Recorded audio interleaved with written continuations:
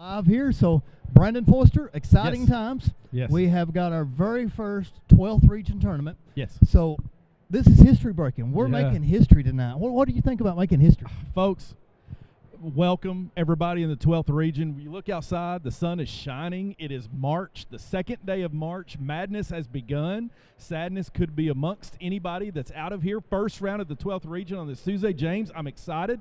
Basketball is in the air. Spring is springing. And right now in the first game, we've got the Raiders from McCreary County Central against the Fighting Titans of Mercer County. Thank you, Dalton, with the save. Yeah, I'm excited, James. This is, I mean, you can feel it in the air. It's tournament time. This is a great day. And like you said, it's groundbreaking. 12th region tournament's going to be brought to you by Maroon Sports Network all the way through. So sit back and relax and take it all in. Yeah, fans, I hope you're tuning in to join. I would like for you to watch all 7 broadcasts because we're going to do all 7 of them tonight. Second game, we got a special broadcast crew for you up 7 within 4 days. But anyway, 2 tonight, so 6:30 and 8:15 will be tip-off. We've got to thank all our sponsors throughout the night, so the guys give them business. So we've got everybody coming in through here. But tonight's matchup, we got the Titans versus McCreary Central. So the Raiders, Titans and the Raiders. You know, going back to Rodney Woods, and we talked to the coach, and that was one of our pleasures of the year, going ahead and doing Rodney and Dave with the Legend Series. So I really enjoyed that, and I hope to continue it. But, you know, he told us right out of the bat, and this has been several months ago, that McCreary Central was a sleeper of his, and that they could string together 3 wins and win this region. So, you know, according to the old ball coach, McCreary Central's got to be favored tonight. Yeah, Trey Davis comes on, headlining, senior, 6 foot for the Raiders. First time in a while that the Raiders has broke through and come through the 12th region tournament, so they got that going for them. And a great turnout 30 minutes before tip from the Raiders home fan base that has joined us here in Pulaski County. So the roads are busy.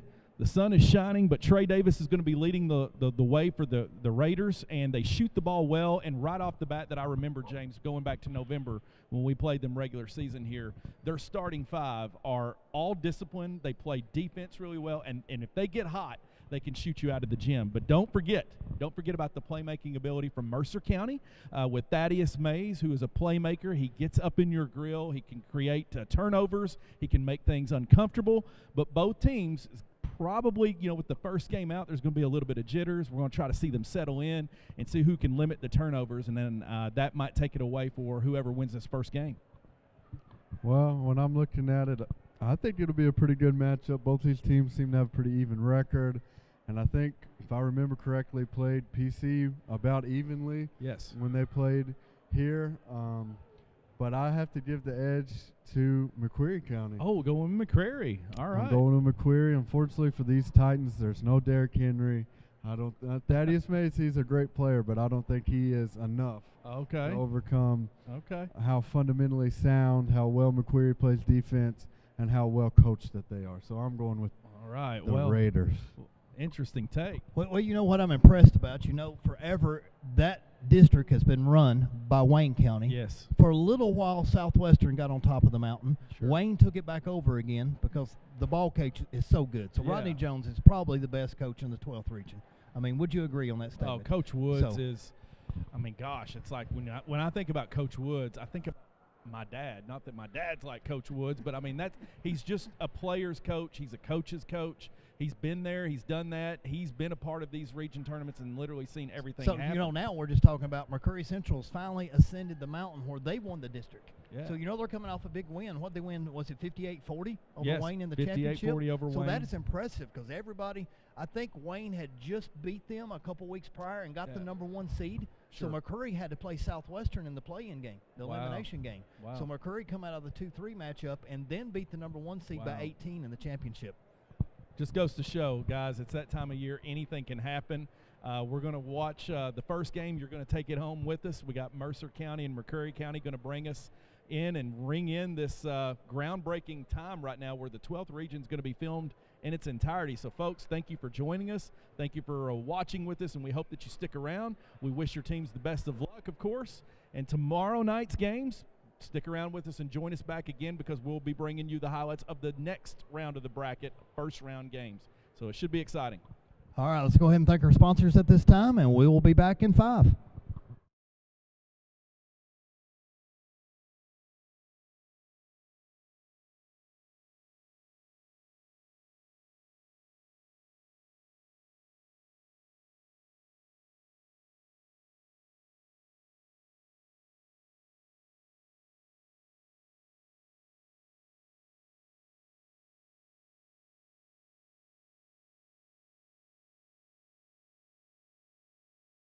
dodgeball, trampolines, foam pit, wipeout, arcade, concessions, and more. Where can you get all this under one gigantic roof? It's Southeastern Kentucky's #1 family fun destination, Air Raid Trampoline Park in London, Kentucky. Your kids will get a workout and never get bored at Air Raid Trampoline Park. And don't forget, Air Raid can host birthday parties or any special event. Air Raid Trampoline Park, it's where the fun begins. Located just off I-75 exit 41 in London, Kentucky. For more information, go to airraidky.com. Since 1988, Toyota of Somerset has been serving and supporting our local communities. We want you to know that we are here for you and your family. Someone you can trust, someone you can count on, now and for the better days to come. Trusted, loyal, dedicated, helpful, and consistent. Toyota of Somerset. Come see us or visit us online at toyotaofsomerset.com. Here at Citizens National Bank, we still take pride in treating each and every customer like we would want to be treated. Our employees are here to help you navigate the confusing lending process and determine which type of home loan best suits you. Schedule an appointment today. We have highly qualified loan officers ready to serve you.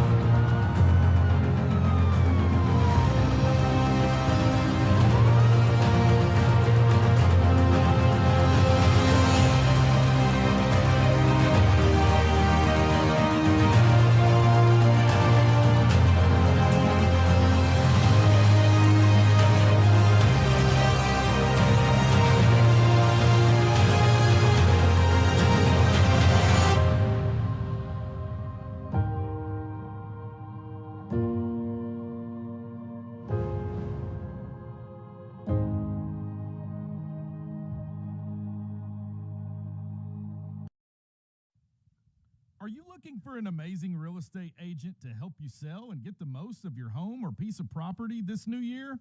If so, then give our real estate professionals, former Maroons, Jessica Ping and Michael Dobbs at Century 21 Advantage Realty a call today and get 2 agents for the price of 1. You can contact Jessica Ping at 606-425-0364 and Michael Dobbs at 606-416-0515. What are you waiting for? Call today. We are back, so thank you to those 5 fine sponsors that have sponsored the 12th Region Tourney. We have many sponsors, and we've got to thank them all. Without you, we couldn't put on such a magnificent event tonight. Also, Brandon and Dalton, you know, for the first time, we've not really talked about this yet. We're going to talk about today's matchup, but we've got the post-game pressers. Now, that won't be live, but we're going to record it and then either upload it tonight or tomorrow. But that's going to be pretty cool because we're going to get a take from the winning team's players and the winning coach and the losing team's players and the losing team's coach. So there are going to be some different emotions because, as you know, the season stops for one team tonight and only one team advances to be able to play on next Monday night. So, you know, I'm so hyped about getting through these opening matchups and being able to come back on Monday night for the Final Four. Yeah. So you and I are going to be so jacked up at school on Monday that it's going to be unbelievable because those matchups, I can anticipate what they are. You got to play. You got to win tonight. Yeah. But I'm already trying to make some presumptions. Now, the 12th Region Twitter feed, so that's going to be the handicapper that works at Wayne County. I forgot his name. I'll say Terrence, but I got to make it up. But anyway, he said Mercer. What about Mercer? McCreary Central's favored by 5 points tonight. Yes. Yeah. So he may be spot on, but let's go ahead and talk about tonight's game a little more. Yeah, well, tonight, you know, of course, you just said it. We've talked about this 12th Region Tournament since November, and now here it is. We're finally here, and it's a clean slate. It's a brand new season for all of these teams. You can take their records, what they did in regular season and district play, and just kind of throw it out the window because right now, tonight, anything can happen. And historically, what we've seen in the 12th Region Tournament is the best team doesn't always win. But tonight, I'm going to look for looking for discipline on the McCreary County side. I'm going to look for athleticism. A team that's in Mercer County is going to try to get in your grill, make you uncomfortable, try to force you to turn the ball over. And what we've seen is the starting five of McCreary County is about as good as anyone we've seen in regular season. But we're going to see how that plays going into the second half when, if there's foul trouble or if your guys start to get a little tired, see where that second wind's going to come from. So I'm excited to see these two match up. Well, you and I were talking earlier when we went to Slim Chickens, our favorite place to eat. So thank you, Slim Chickens. You always do such a good job for us.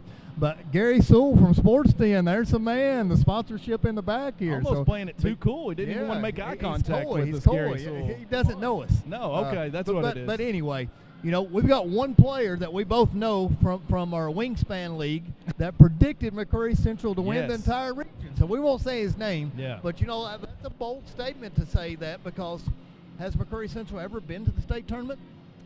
That is a great question. And historically, I can't answer that, but I go back to the early and late 90s where it was the Bruce brothers. There was Joey Bruce that could flat out shoot the ball across the floor that the McCreary County Raiders had. He was electric. He was high flying. He really was one of those guys that was like, I hate to compare him to it, but some of the Duke guys that was just an energy guy, high energy guy to try to get his players pumped up when Joey Bruce. But, I don't know if they've been to the state tournament or not, James, but tonight this team is looking to try to come in on this hot streak and keep things going and shooting the ball. And we're going to see how poised both teams are going to be in this first round game. There's going to be a lot of jitters with this. You and Dalton sort of mentioned it earlier, and we'll get the Dalton's take again here in a second. But the one thing I really like about McCreary Central is I don't think that I could really pick out one star player that, like, if you cut him off, you're cutting off the head of the snake. Yeah. Because to me, it's like they've got 5 uniform even scores, and I'm not looking at the stats, but to me, when we played them, it seems like it was a really good balance, and it could be anybody could be the leading scorer that night, and you could have anybody from 6 to 14 points a game scoring. They're not going to light up the scoreboard, but you already mentioned they're sound fundamentally. You can tell they got basketball IQ. So they're going to give any team problems. Lincoln's not going to walk away with the top half of the bracket, so we're going to say that first and foremost. Well, you went back to Sunday night where we had some unnamed coaches that was predicting McCreary County to come out of this side and go to the championship game, which was stellar predictions that we said going out of this and electrifying. But one thing that we're going to notice right here tonight is Coach Jones having his guys ready, coming out of that 48th district, like you just explained, a hot streak getting here. And we all know our favorite coach in Kentucky. Calipari talks about March a ton. And Calipari always has talked about since 2010, you go as your guards go. Let's focus in tonight and in this whole 12th region and look at guard play and see if that holds true for this 2022 12th region tournament. Let's watch the guard play and see what they can do. Dalton? Well, with that in mind, I think that Mercer has the better guards because we know Thaddeus Mays, he is their playmaker, and we know facts are optional on Maroon Sports Network. Absolutely. So if I remember correctly, Seth Catton, because it kind of sounded like Sam Catton when I remembered him, he seemed like he was the guy that was giving Pulaski County fits in the first half until Fraley made some adjustments for that second half. But it seems like I remember him giving PC a lot of trouble in that first half when Mercer was down here playing PC in the regular season. So if that were to hold true, you would think maybe Mercer County would win because that's their 2 best players and their guards. But I think Trey Davis, McCreary County, he's the best player on the floor. And in March, that means something. And when you have the best player on the entire floor, that could change a lot of things during the course of a ball game. Well, if you attempt 23 pointers, James, what do you say? You need to hit 7. If you attempt 25 or 30, you need to hit 15. What do we say about watching the 3-point line tonight in these games? Man, I love threes and dunks. That's what I'm going to say. I love threes and dunks. You mentioned a while ago about everybody's favorite coach, and I thought you were about ready to talk about John Fraley. Then you went on talking about John Calipari. Oh, so, I'm sorry, Coach Fraley, for that. Coach Whenever we Fraley started is the talking man, about the too. PC Maroons. We about lost him to Louisville, but thankfully we got him back. So I could never forgave him if he went to the University of Louisville. But, back to the broadcast tonight. Yeah. McCreary Central has brought the fan base. You look over here, and I'm looking, and McCreary has probably got Mercer outnumbered 10-1 Yes, they as have. far as fans go. So, Mercer, you need to get down here because Yeah. your boys need some support. Absolutely. The McCreary Mercer Central, I County know it's band a is shorter coming through drive. here right now. Oh, we got the band too. There so we yeah, go, guys. That's going to be nice. Hello, the drum line. I love band. I love music. I love getting pumped up. I love the atmosphere. I love jock jams. It's time to lace them up and let's go at it. It may be some moments tonight, folks. We Maroon Sports Network will be screaming into the mics because we don't have anything to block the noise out. So, hey, we're on a budget. If you want to donate to us and help Maroon Sports Network out with some headsets, we'll greatly appreciate that. There's times where we've seen the highs and the lows with the network this year, but it's been a lot of fun. We've really been blessed. Oh, my gosh. I forgot to tell you some news. Oh, no. News. You and Dalton both. We got Scoop. Our favorite grandma, Susie Duggar, has texted me, and she said Maroon Sports Network will be full of spiced pickled crackers for the entire way. Oh my gosh. broadcast games. And she said, just go ahead and pass the news along that she's taking care of us. So I'm also excited because anytime Brandon Forster's asked for something, it's got fixed. Whether it was falling down in the football booth, or whether we needed new chairs, or we needed food delivered. Buffalo Wings and Rings gave us food one time. Yes, they did. And it was really nice and delivered it. And, Jonathan Muse, we still got to thank him for that. But we're so blessed. We are. We've seen some rising stars that came out of nowhere. We've seen Buffalo Wings and Rings and Slim Chicken step up their game, and we saw Papa John's be the non-player of the game this year. So we've seen a lot of ups and downs with the Maroon Sports Network. You just never know. If only that would work in my other areas of life where I could say something and my wife would be like, "You're right, honey. We'll change it." But hey, I'm all a yes, ma'am, yes, darling, yes, dear, and she's listening right now. We love our other halves as well. But this is exciting, guys. I can't stress enough how much I love this month.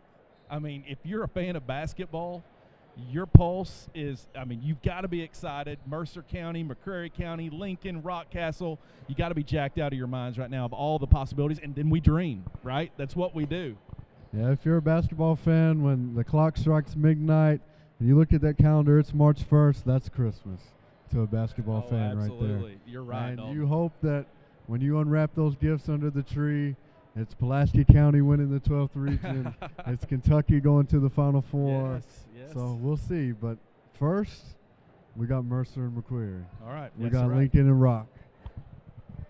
All right, folks, we're about ready to thank our sponsors once again because without them, we don't have this 12th region tournament. So we thank everybody from the bottom of our hearts that's contributing to Maroon Sports Network and the 12th region tournament. So please pay attention to them, and let's go ahead and transition and commercial break. We'll see you in 5.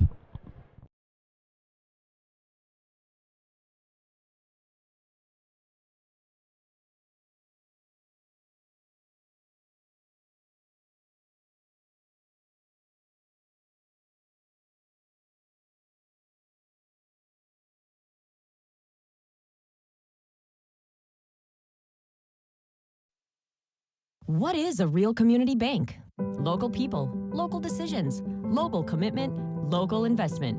A real community bank is locally owned, managed and staffed by people you know and trust. Dedicated to the overall strength of our community. Come talk with us at the Casey County Bank at one of our locations in Liberty, Dunville, Yosemite, or Crab Orchard branches at your convenience. Ready, waiting, and able to make all the difference. And we'll be here as long as you need us. Casey County Bank, a real community bank. Member FDIC.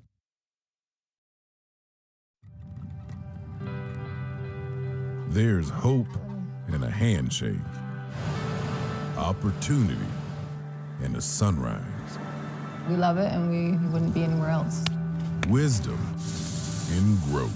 Yeah, that mentality, it's powerful. It's just made us a better company. A legacy starts small. This is our dream. This is what we've always wanted, and it's taken us a long time to get here. But strengthens with trust and time. This is what we built with our lives. This is what we dedicate all of our time to. It's not afraid of hard work.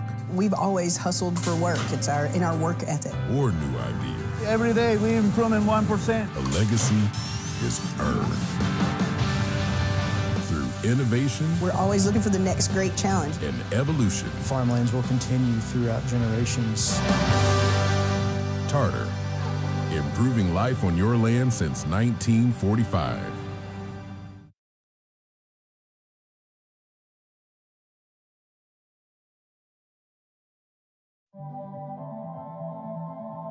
Savor the sweet spots. Maybe even outdo yourself.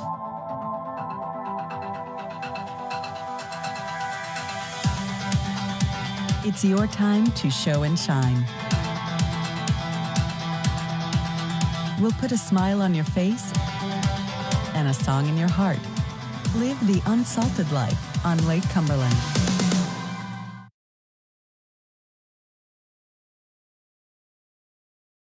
As the new president and CEO of United Cumberland Bank, it's my role to take our philosophies from the past and carry those into the future. I really do believe in our mission and our focus and in our team. We've got lots of people here who've been around the bank for many years. They really know our customers. They know what we have to offer, and they're just good at their jobs. And I'm proud of what they've already accomplished. There's so many people who have the background and the skill set to help our customers with whatever problem they have.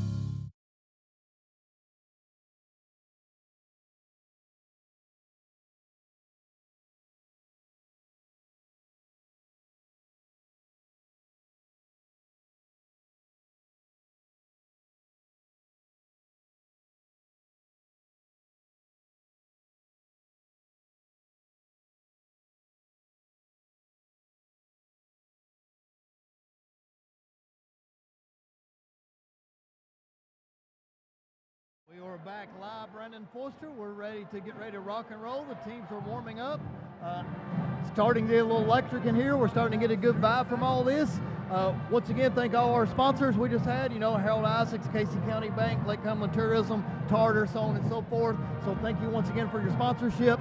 But hey, we're going to be challenged to hear each other tonight, so we're going to have to try to bring our best hearing to this game. Yeah, absolutely. It's starting to pick up. The student sections are going to be behind both goals. That's typically the way it is during the regional tournament, especially with the way Pulaski County School has been blessed with our facilities that we have. So that can definitely alter some things when it comes down to free throw shooting, as far as being zoned in and disciplined for both teams, any team playing in this shooting free throws. But you're right. That's a good problem to have when it's loud. But man, James, you said it earlier, this McCreary Central turnout I'm really impressed. It is 10-1 right now, McCreary Central, and really not even that. Mercer is, I don't know what's going on. They didn't get the memo. They're stuck in 27 traffic. Don't know. Does Mercer have any fans here? Because McCreary has brought a student section. So we'll show the student section here from McCreary. So once I get Michael to pan over, looks like he's going now.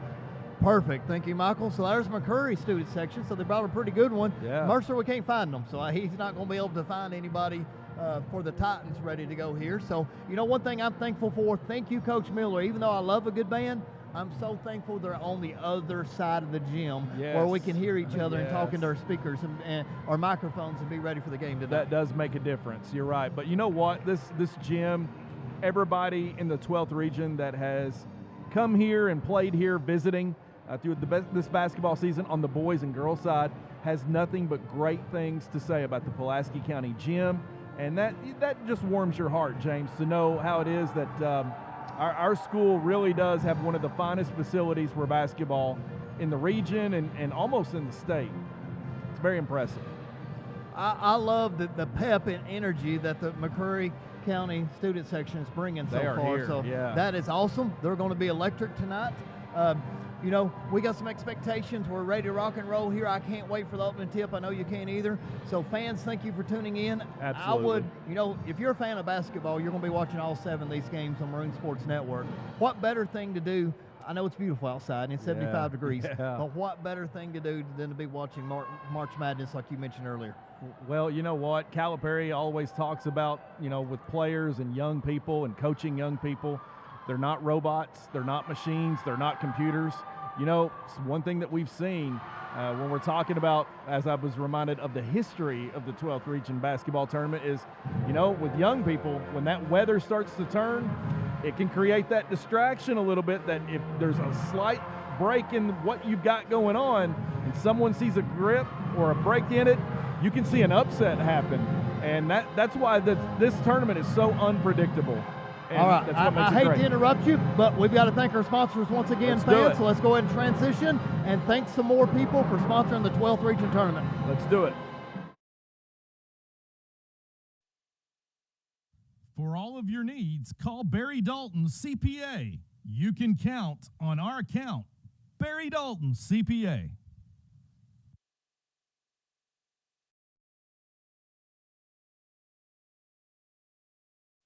Wes Finley is a candidate for the 4th District Magistrate. Wes has lived in the 4th District since he was a little boy and knows the issues that are important to us. And now, Wes and his wife Lindsay are raising 4 kids here in Pulaski County. Wes Finley would like to ensure that Pulaski County and the 4th District remains the kind of place that you want to raise your children, and the kind of place where they can find a good job once they are grown. If elected, Wes Finley can guarantee that he will do his best to try to do what is right for all of Pulaski Countyans. Vote for Wes Finley, Magistrate 4th District, ballot position number 1. Thanks, and have a wonderful day. Paid for by the candidate, 4th District, Wes Finley.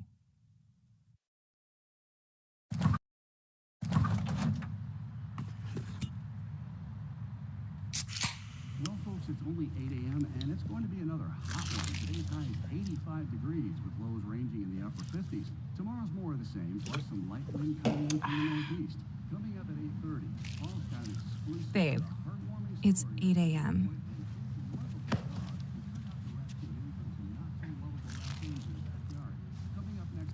Fried chicken, better with Pepsi.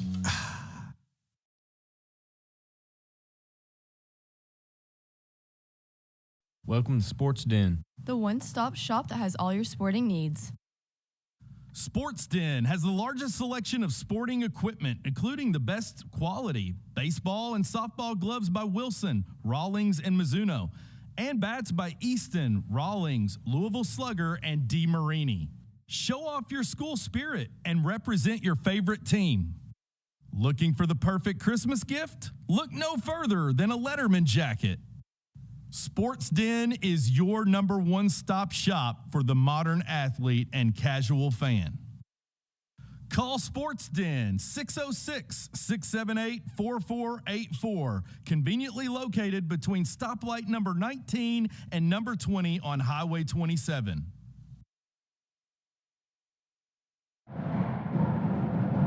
All right, Brandon, we are back.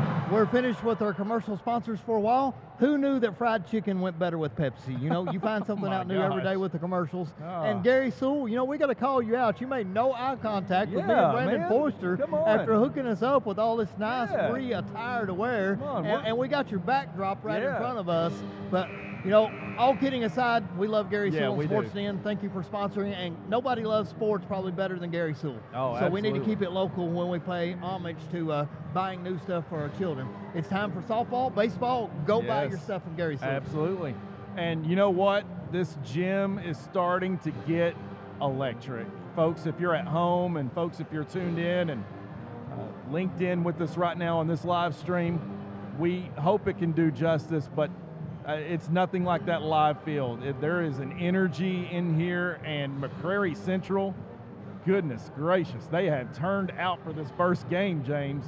Look at this.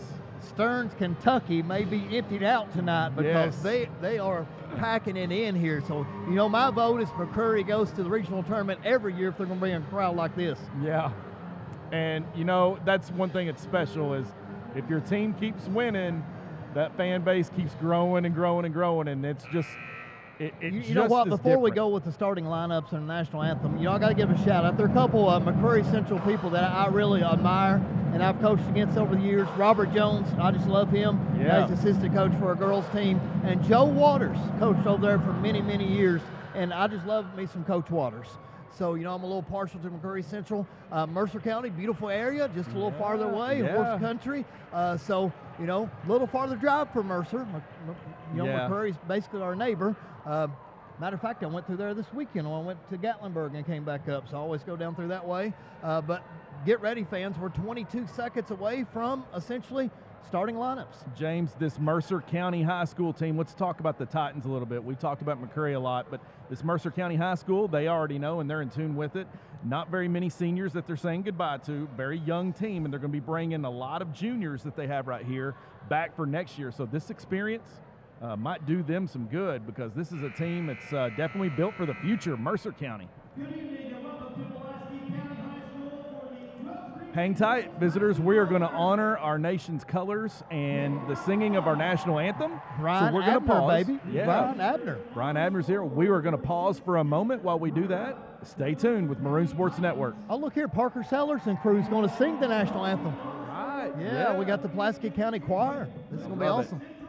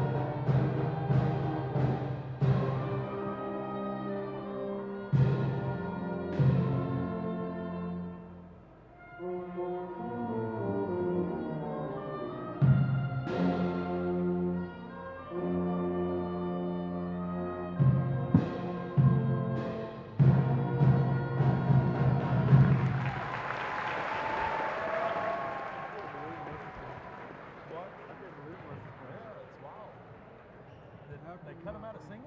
I think so.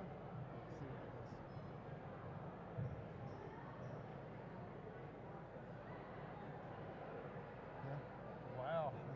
Did they know they were supposed to do that? Okay, we think. Or Mike's back hot here, producer. It seems like maybe we had some miscommunication. Looked like we had our choir ready to sing the national anthem, and McCreary's band played the national McCreary anthem. said, you know what, we got this. This is our night. so anyway. I don't know where the hang-up is, but I was wanting some Parker Sellers on here, so maybe they'll sing the next game, or maybe tomorrow night, but we have more options. So now we've got the starting lineups announced. We got the Seth Caton coming back.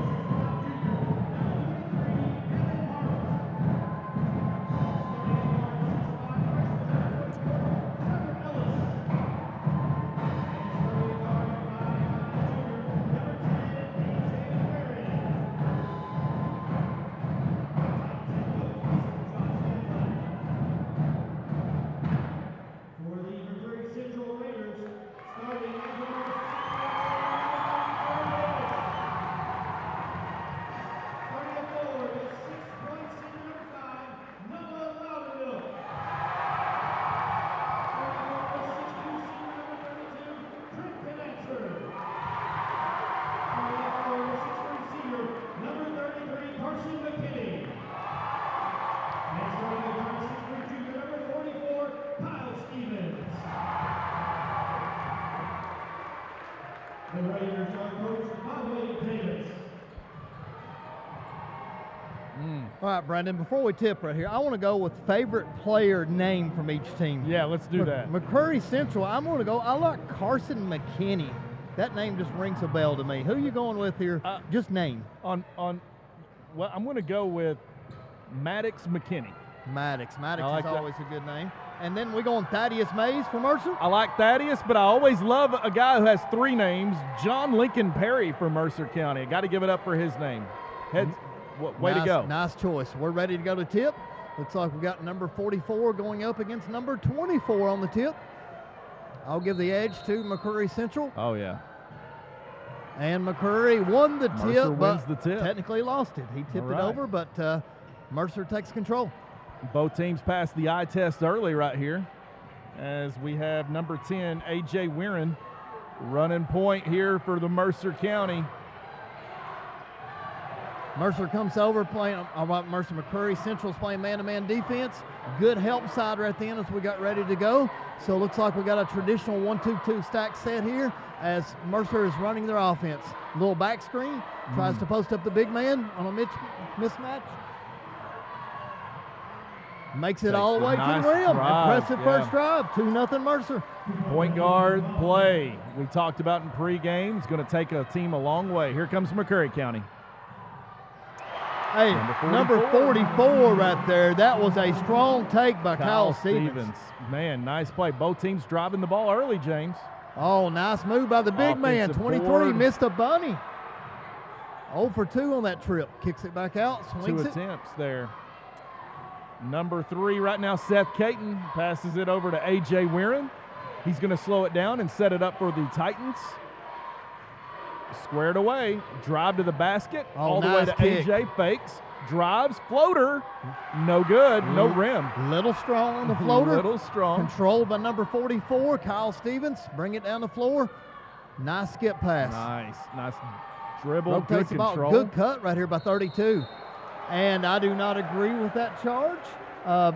He was set, but there was not a lot of contact there, to be quite honest. A.J. Weirin just in the right place, I guess, at that time for the Stripes to call that. So here's the turnover by the Raiders due to the foul, and possession goes now to Mercer as A.J. Weirin's going to run the point. Good-looking point guard for Mercer County here as he brings the ball up, set the offense up for the Titans. Both teams getting to the rim, James, not settling for outside shots early.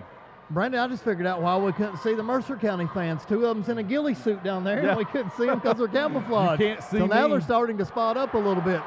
Good rebound by number 33, Carson McKinney. McCreary brings it down the floor, 2-2. Oh, nice steal by number 10. There they go. They're going to turn you over, Mercer County. They like to get up and get after it here. A.J. Weirin with 2 misses here to start early in these possessions for Mercer. He's going to look for the call from his coach. It always takes a little while to shake the rust off. You've got a lot of nerves in this. A lot of jitters here. First round, getting going. Both teams trying to settle it in, see what it is they're going to get offensively early, see what the other team's scouting for defense. And McCreary County's running a hard man right now. Mercer is now going to reset A.J. off the ball over to number 3, Seth Caton, and he's going to be called for steps. Woo! It's loud in here, James. That McCreary side is. They just lit. erupt whenever they have something good to go their side. I love it. I love it. Bringing the energy. Pick up as the the game goes on, for sure.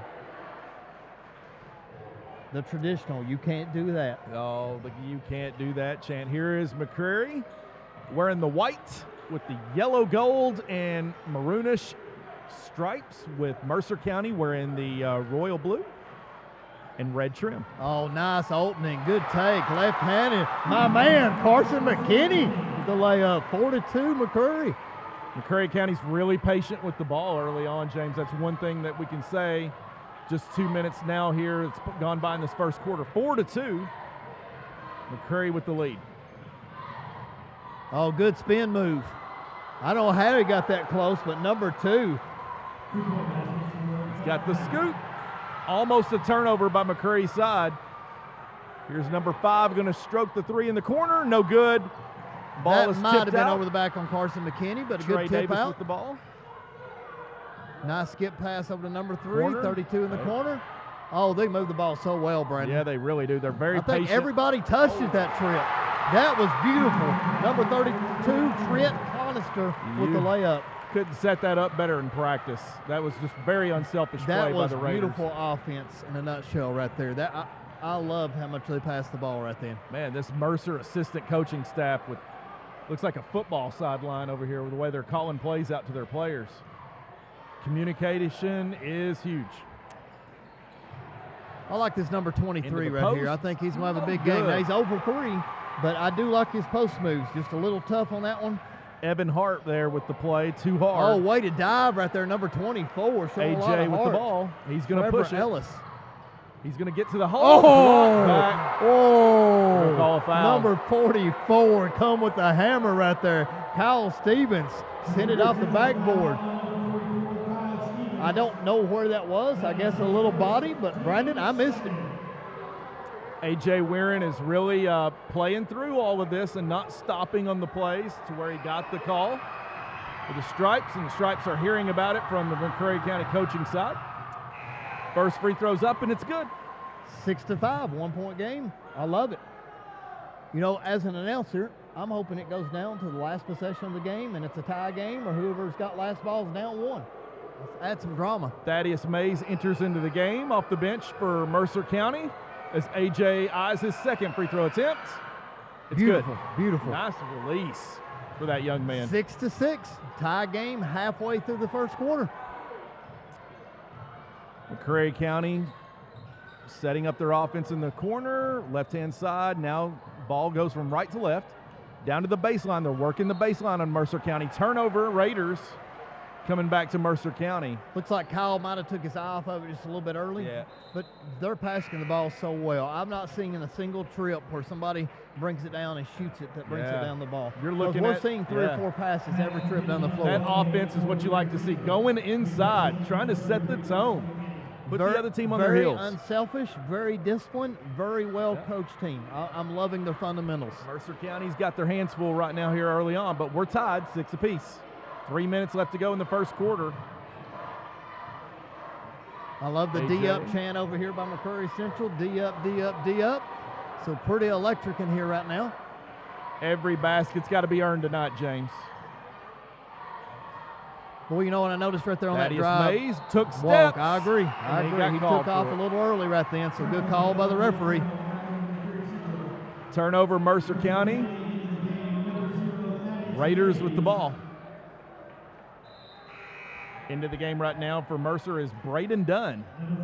Our first sub of the game. That's a pretty cool name, too. Braden Dunn is good. We've got a lot of good name players on the roster. Looks like he's going to play off the ball a lot, shooting guard, and sometimes moves down and plays the 4 and the 3. But they got him at the top of the key, guarding up number 44 for McCreary County.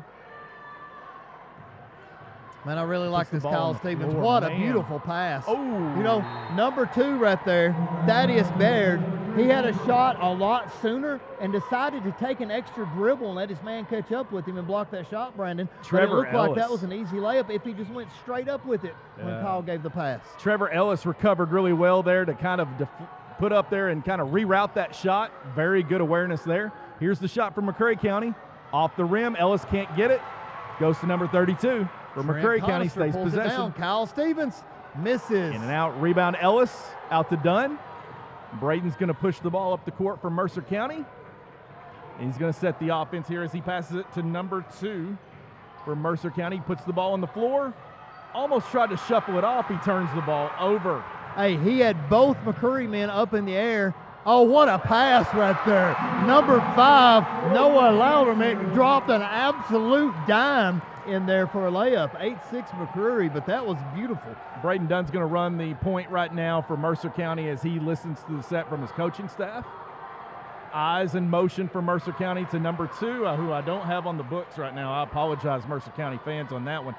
Here's Braden back over to the corner to Thaddeus, who passes it back to Braden. Back outside to Thaddeus, who eyes the 3. In and out. Off the rim rebound, McCreary County, and they're running. Pushing to the point to number 3, puts the ball on the floor. Oh, beautiful ball movement once again. Another absolute dime by Trey Davis this time. That is a beautiful, hey, they get you with the ball fake. Yeah. They get you with the extra pass. They get you to move out of position, and they're sort of orchestrating a chess match, if I can speak here on defense. Very well coached McCreary County team. Robert Jones. I see it looks like Hunter Jones that's on the bench with him, his son maybe. It's assistant coach. Very good to see. Braden Dunn now is just going to hold the ball for the last possession of this first quarter. It's not out of reach, but, man, it's been an electric first quarter. 10-6 in favor of McCreary County. Moving the ball really well on their side. And, you know, Mercer County's got some good looks this first half, so you can be encouraged by that. They're not getting in any hurry. What's your thoughts on taking last shot down 4 with 35 seconds? You know, I don't like it. I think we need to speed the game up. I like the way the NBA has got it right now with as many possessions as there can be in a game. It's high scoring. It's fun. It's the best product they've had in a while. What a move right there. We got to get number 2's name. Oh, steal, shot at the buzzer. James, I say all that. Mercer County holds for the last possession, and they score. So all right, we got to thank another sponsor. End of electric first quarter, 10-8, McCreary Central. Hi, I'm Jeff, Resident Chief Technology Officer with Citizens Bank. Here at Citizens Bank, we want to give you the most updated banking options while continuing to provide the products and services you know and love. Daily updates and maintenance keep our money secure and working for you in real time. You asked, we listened. We're excited to announce that we've added digital wallet compatibility to our line of services. This includes Apple Pay, Android Pay, Google Pay, and others. Growing with you is one of the many reasons we're a true community bank. Real people, real progress. We are your Citizens Bank. All right, we're back live into the first quarter, 10-8 McCreary. Brandon, before we start this second quarter, let's give a shout out to our man Jeff Litton. You notice he's not on the PA tonight, but his wife just had surgery. So Jeff, we're praying for you and your wife. You're a big part of our family here. You're a Cowboys fan. You're a Maroon lover. Yes, and we are big Jeff Litton lovers. I am, and kudos to that sentiment. James, heart, mind, thoughts, and prayers really go out to Jeff Litton and his family and his wife right now. I know he wants to be here, but I love that he's a family man taking care of business. And folks, we just need to get on our knees and pray and think every day. This is a game that we're watching, but the game of life, we're all in it together. So, Jeff, we love you, man.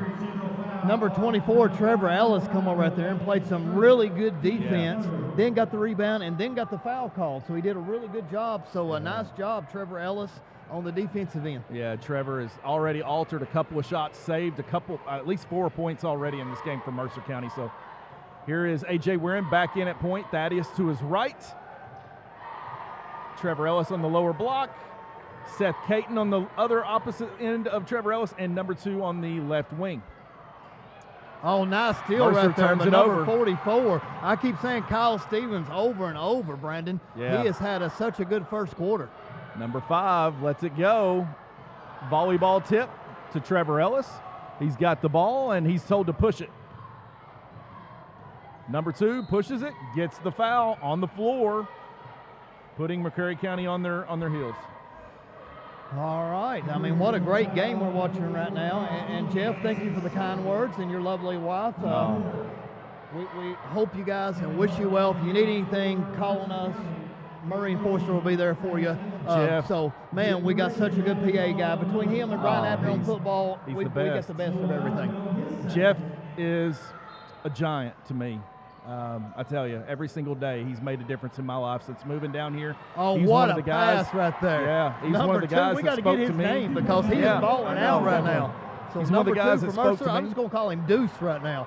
Deuce is taking over. Look at what the a point, bounce run pass the right play here. Look at Beautiful. this. A.J. Weirin scoop and score. I'm taking a timeout right here because Absolutely. Mercer is on a run. I don't know if they will or not. Look at this. Their coaching staff has really got this designed for communication in a loud environment. A.J. Weirin almost turned him over again. Looks like they're running 2-3 now on him, James. Nice rebound right here. Kick it back out, steps through, misses. Rebound, Ellis. Man, he looks good tonight for Mercer County. Ellis is running well. He's rebounding well. He's defending well. I love it, young man. Here's the 3. Deuce lets it in loose. And out. Ellis there with the rebound. Oh, nice strip right there by Lost McCreary it on the Central. way up. No foul called. Here that comes was a good McCreary. no call. I agree. Good no call, just fell. So kudos to the referees McCreary's on that pushing one. it. Again, look at that, James. Most teams would let that go. They are very patient tonight. Brandon, we've shot a bunch of threes so far between both teams, but still don't have a single one to fall down so far. Yeah, and you know, I love this is setting the tone for what this region tournament's all about. Another charge. Offensive foul. Mercer, very well coached. Man. You've got to coach your boys to take charges, and that's 2 that they've taken already. That's A.J. Weirin taking 2 of them. A.J. Weirin is bringing his A game today. I love so that kudos young to you, man's A.J. moxie. Playing hard. He's listening to his coaches, James. He's buying in. He's not listening in to all this noise of let me go get my own. You keep it up, young man. I love that. He's A.J. Weirin. He's a junior. We're going to see him next year. I have no doubt this is going to be a high-flying 12th Region Player of the Year for Mercer County. All right, here we go. Setting up the offense, being patient, 12-10 lead. McCreary still hasn't scored 3 minutes into the second quarter. Mercer's on a nice 4-0 run coming into the second quarter. Great ball game so far. Evan Hart, another good-looking body. Oh, from what Mercer a beautiful set right there. I love that little offensive set right there. If I'm a coach, I'm putting that into my repertoire. Yeah, they're running that high-low like Kentucky right now, or back in the day with Eric Daniels and Chuck Hayes. Do you actually say Kentucky even runs anything? Not well. Offensive man-to-man clear out. We don't run any high-low. I don't know what games you're watching. Out of bounds plays is questionable, but high-low we can do Oscar Shibwe and hey. To speak of, Head and Shoulders, the best hair in the arena just entered. Love it. So those man's long, hair I'm jealous. I don't have any hair. That's why I can say that. That man's hair so is number rocking 15 tonight. from McCreary looks awesome. I love it. I love the hair. Hey, man, if your hair is a garden, let it flow, baby. With the long flowing locks. Yeah. Okay, let's rotate it around. Oh, AJ, we're in there with the turnover. He's pushing it up to my man Ellis. Oh, and the foul. 24 is bringing it to Trevor Ellis. Trevor Ellis. I'm having a hard time right now if I'm trying to pick player of the game. I've got about 3 on both teams I can go with early on. And he silenced this McCreary County side that's just looking to erupt. Ellis has basically single-handedly taken over this game. When will McCreary take a timeout? They're about right there. Oh, missed free throw. So down 6, yet to score. You know, one more trip, and if I don't score here, and they do, I'm probably taking my first timeout. You got 5. You can't save them. Yeah. Don't take them. You can't call timeout on the bus. Don't fall into John Calipari's camp right there and say, I wish I would have called timeout. But it's first half. It's early. Moving the ball to 44. Baseline jumper. Oh, hits got the bounce. Sweet roll. Yes, shooter's touch. Kyle Stevens. The wonderful shooter's bounce in Pulaski County Gym on those rims. McCreary really needed that basket to cut that lead to 4. Stop the bleeding. 16-12, Mercer County favor right now. A.J. Warren calling the shots. He moved it over to Seth Caton. He eyes the ball back. Moves it to his right-hand side. Number 2, who I don't have in the books, I'm going to say. Deuce. All right, let's call him Deuces. Here's the 3 for Deuces. Let's it go. Deuces. Let's it go. Yes, sir. He's calling playing 3. Awesome. Whoever that kid is, we'll find out after time. He is playing great right now. Yeah, he is. And now McCreary County with their backs against the wall. That was a tough shot, Kyle Trevor Stevens. Ellis I with really the didn't rebound. like that one because he was double teamed. I would like to have had another pass. A.J. Warren with the ball. They're almost getting out of their game a little bit because, you know, that's the first time I've seen them really just take one pass. They are, James, and it looks like they're having to scoot to their bench right now. Fatigue might be an issue. That's Kyle's second foul. There that's you go. That's a big one. He's going to have to go sit. Immediately he goes to the County's bench. finding themselves in trying to manage fouls early in this game, so it kind of is taking them out of their flow. You're right. Well, you know, a lot of times, Brandon, you make a mistake on one side of the floor, and then it happens on the other end. He just missed a contested layup over 2 players. He comes off. He's frustrated. He goes down and picks up a cheap foul. Now he's on the bench to halftime, and Mercer is looking like they're taking control of this game midway through the second. Setting the tone. I like their patience. I really like this. Very well coached. Trevor Ellis almost there with the offensive rebound. Goes to McCreary. McCreary's off and running. Number 44, Kyle Stevens, my man, with the scoop. Nice. And Salad. I thought he went to the bench, but the sub came in for the other player. So big gamble. You can't get a third foul before halftime. It's going with that Euro step right there, James. Did you see that? The high school Euro step. I did. It was nice. It was very nice 19, for a big 14. man, too. A.J. Warren with the ball in the corner. And Ellis might be a little bit tired. He needs to post up and call for the ball right there. I'd go down low to my man Ellis. Let's go. Number 3, Seth Caton with the ball. Eyes it back over to A.J. Warren to the top of the key. He's going to set it up for the Mercer County Titans as they got the lead. Back to Seth Caton. Puts the ball on the floor. Dribbles into the paint. Shoots. In and out. Rebound McCreary County. Kyle Stevens.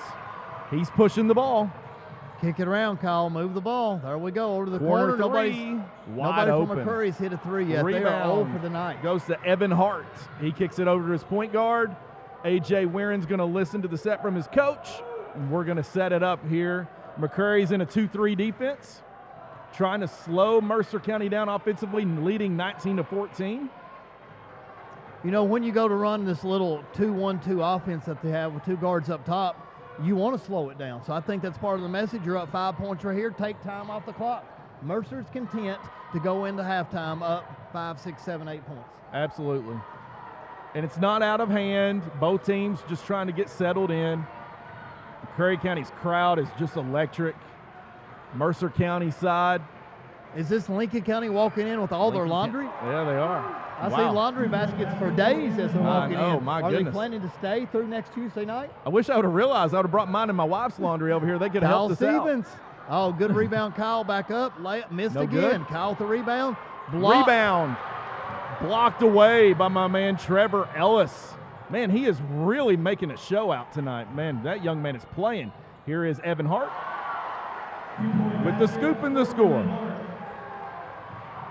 9-point lead. Nice five, layup. At layup. 5. Nobody got back. Loudermilk cuts it to 7. Nobody got back from Mercer and stopped the ball. So here we go, 23-16, Mercer in the lead. A.J. Warren with the ball. I wouldn't be surprised if they took one shot here, Brandon, with a minute 9 and slow down this offense. Now, I think a lot of times it can throw you out of rhythm, and I don't really agree with it, especially this early in the game, trying to slow it down. But we'll see. They're going with this 1-2-2 double stack up high and see if maybe they can slip a screen to get a layup. I tell you what, good and bad. I'm really impressed with this guard play from Mercer County tonight. A.J. Warren is just really patient. And he walked right then, looked like when he caught that pass and backpedaled. Trevor Ellis has really set the tone down low for this, helped his guys out, rebounding the ball, blocking shots, altering shots. They're doing it all. And, yeah, James, you're right. They're going to hold it for the last possession. Woo, I don't know about taking the air out of the ball, but hey, you play by the rules that you're given, right? 20 seconds left, 7-point lead. So, you know, one thing about it, we're not sitting here thinking Mercer's going to be up 7, 8, 9, or 10 going to the halftime. Yeah. That's the way it is. Oh, that looked like a push-off. Grinded out game. A.J. fakes, goes right, scoops. That's a beautiful floater. Yeah. Beautiful floater. 9-point lead. He almost turns him over. Oh, my gosh. They had 6 seconds left and didn't get the ball 10 feet. Okay, let's get ready to thank our next sponsor, Whamco. So let's learn about them before we do some halftime entertainment.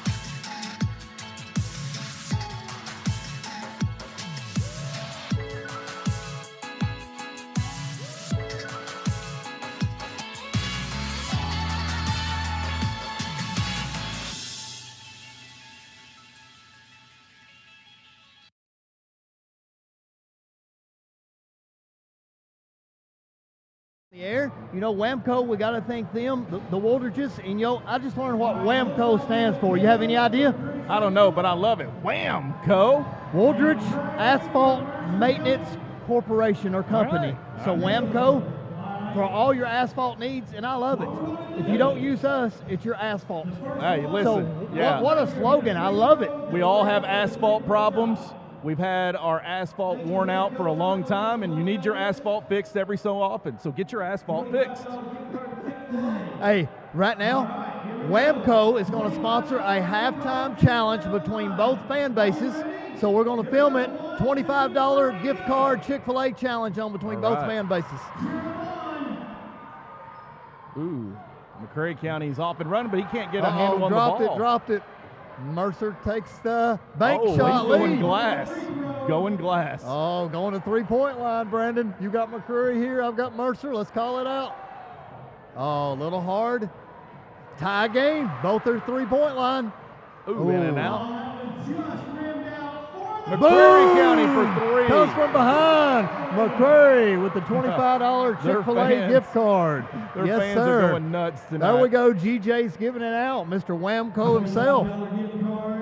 I think we got more to come. I love it. Well, this is great. Folks tuning in to Maroon Sports Network, we thank you so much wherever you are across the 12th region. As we spoke about earlier, this is groundbreaking, where it's the first time in 12th region history that the entire tournament is filmed in its entirety. We will have post-game interviews with the winning and losing teams of all the games throughout the tournament. So always stick around with us for all of the entertainment that's going to come before you, good and bad. We thank you all for tuning in and watching us. And the first round is underway here as we had an exciting first half with McCreary County and Mercer County starting it off. It started out, McCreary County was setting the tone, passing the ball and moving the ball really well. But quickly, as Mercer County settled into their offense, settled into their defense, they started to change the game by going down low themselves and take the lead, where Mercer County is leading 25-16. It's back and forth, and it's still anybody's game right now. You know, I'm sitting here, I'm still shocked. It's 25-16 Mercer.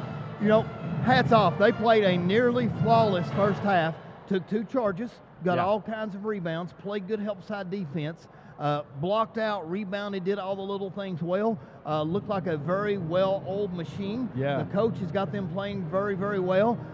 You mentioned guard play. Very impressive for them. And, you know, our young man that we talked about a little bit earlier on, what number was it we're talking about? Number 24, Trevor Ellis. Yes. A lot of them had good first halves, but, yeah, that big man stepped up. And number 10, A.J. Warren. Both of those guys. That floater was beautiful in the lane, getting it up high and letting it teardrop in.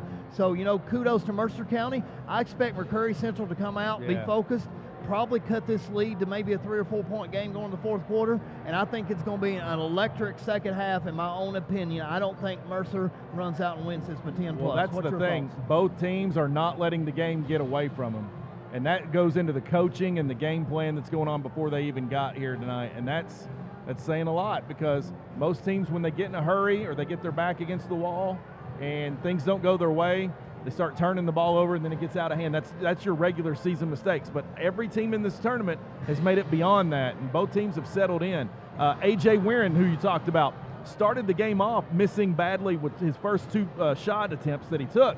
But quickly, he didn't let that defeat him. He started setting the pace with his ball handling, getting his big guys involved. Then he was turning the ball over when he wasn't shooting the ball on defense, really getting after it, creating shots away from the ball for his teammates. Quickly creates this 9-point cushion for his Mercer County Titan team. So A.J. Warren, Trevor Ellis in the second quarter basically took the McCreary County crowd out of it. He was rebounding, altering shots. He was doing it all for his team. Hey, you got such a magical voice. The viewers need to hear it again, because Brandon Forster has the voice of an angel. So you've done a lot of our audio commercials. So let's thank a few more sponsors here, and let's go ahead and get Brandon Forster's voice ringing in the ears again. So thank you, sponsors. At this time, let's go to our audio. My wife would disagree. Next time you are in the market for a new or quality pre-owned vehicle, be sure to check out the folks that have been doing it best for the past 50 years. Don Franklin has unparalleled customer service and can be trusted to put you in the perfect vehicle. With over 5,000 vehicles to choose from, visit DonFranklinAuto.com today and find out why the Don Franklin family of dealerships are second to none. Soulful Studio Pictures are more than just snapshots. They encapsulate your life. You are looking for someone to take senior pictures, family pictures, or even newborn pictures, then look no further. Soulful Studios is the place to go. Soulful Studios also travels to requested places and captures all of your beautiful memories that will truly last a lifetime. Contact them today at www.soulfulstudiosky.com or at 606-219-6066 to schedule your timeless memories. Soulful Studios, soulfully yours. Hey folks, if you're in the market for a pre-engineered steel building, look no further than Todd Steel. Todd Steel Buildings has been providing all your metal needs since 2006. Todd Truss has been providing all your roof plus floor truss needs for over 3 decades. Whether you need metal for your new shed or trusses for your new building, Todd Steel Buildings is still there for you. Contact them today at 606-274-1523. In Todd, we trust. Weddle Enterprises, a family-owned and operated firm with over 40 years of experience specializing in excavation and landfill construction. They've worked with countless clients over the years and provide safe, functional, and effective site clearing and trenching. Their contractors are fully licensed and insured, their rates are reasonable, and you can trust them to get the job done. Contact Weddle Enterprise at 606-678-4057 today for more information. Weddle Enterprises, can you dig it? Brandon, we're back live on the air. 2 minutes and 26 seconds to go until the start of the third quarter. You know, McCreary Central come out right there, and I almost thought their band was playing Rocky. I was almost ready to get pumped up and jump out of my seat. Did you sort of notice that? Yeah. It was close. I don't know what it was, but Absolutely. It was. Well, we're getting some Rocky right now with Survivor's Eye of the Tiger. I believe it was that Rocky 3, where it was with Mr. T's character. I'm gonna make you bleed, boy. Man, that's my favorite Rocky movie. I saw Mr. T now. His life has went so bad. He's on Aaron's rent-a-center now. Oh, so no. He's still got all those gold chains. But, Hey. you know, once you get to be 70, Hey. you're wearing 40 pounds worth of chains. James, You know, that neck has to be as strong as any neck in the world. I remember being a young boy at the age of 5 eating my Mr. T cereal. Hey, give us your best Mr. T. You got impressions. I pity the fool that don't eat my cereal. I love it. I love A-game. it. The A-team. man, the A-team. Yes, Yeah. sir. Oh, it was Little great. Hannibal. Mr. T was great. Oh, what? Murdoch, Oh, Hannibal. oh, yeah, absolutely. So we had a good Great cast show. of characters. You know, here in a second, we're about to transition in because we're going to let Casey and Abnett's fantasy football hero come take over the broadcast call. So Casey knows exactly who's about ready. He's not here. No, he's watching. He's watching. Okay. But his hero is about ready to take over for me. Wow. And it's going to be, you know, Forster and Casey's hero on the mic instead of Forster and Murray. Okay. So fans, thank you for tuning in again. We know Sheila Elmore's probably watching every broadcast. We got our traditionals. Yeah. Great first half. I'm so excited for the second half. I just get to produce, walk around, and enjoy the game now. Hey, Brandon, and my man Orlando is coming from Lexington down to watch the games. Is so he? I've got to pull some magic strings and see if I can get Coach Miller to let Orlando in for free. I want to know more about him. I want to talk to him. That's impressive. He came down a couple of weeks ago and watched Boyle County and Pulaski County here. He had no dog in the fight. Just a fan of basketball. That's amazing. Maybe tonight we get Orlando on the air. I would love to have Orlando on the air. Bring him Talk on. about a true basketball fan that has no allegiances to anybody and I just know. drives down from Lexington to watch the 12th region tournament. Well, it's almost like we are right now. We have we're playing with house money as far as these games tonight. We're just enjoying basketball, bringing it home. Our and favorite live back said, you know it. Hey, Dalton Murray, come over and take over the call because Casey and Abnett cannot wait to hear your voice. So James Murray's over and out. Dalton Murray is checking in. Forster and Murray part 2. Going to bring you the hits.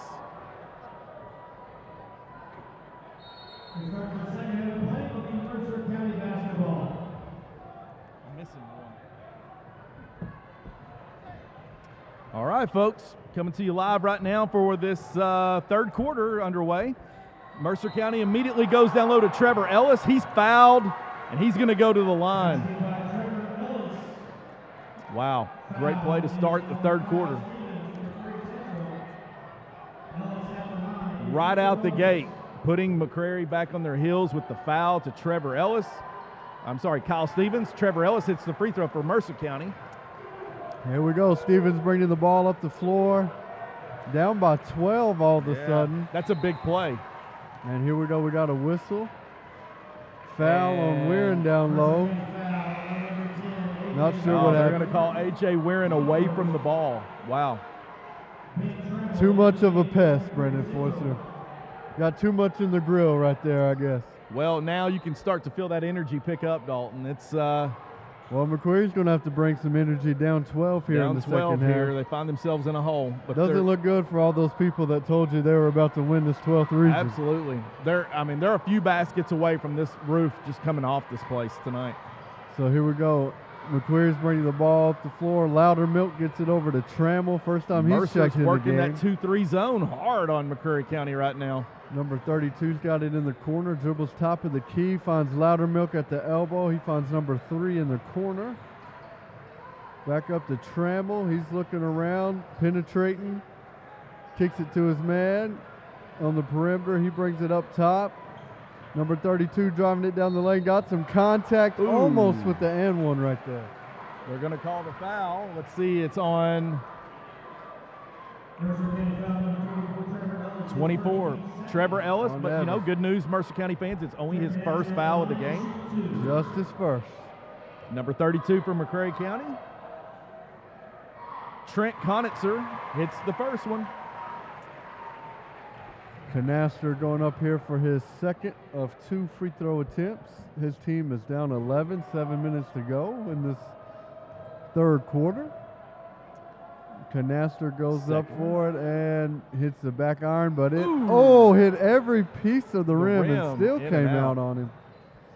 Still down 11. Weirin is bringing the ball up the floor. Bringing a little half-court trap. And throws it to nobody, throws it to McCreary County. They're bringing the ball up the floor. 32's got it in the post. Back up top, 33 to Loudermilk to Trammell.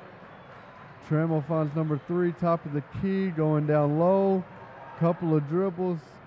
They just love to work this ball around, don't they? Everybody gets to touch it almost every single possession. Mercer County's getting after it right now on the ball, really putting some pressure on them with this 2-3 zone.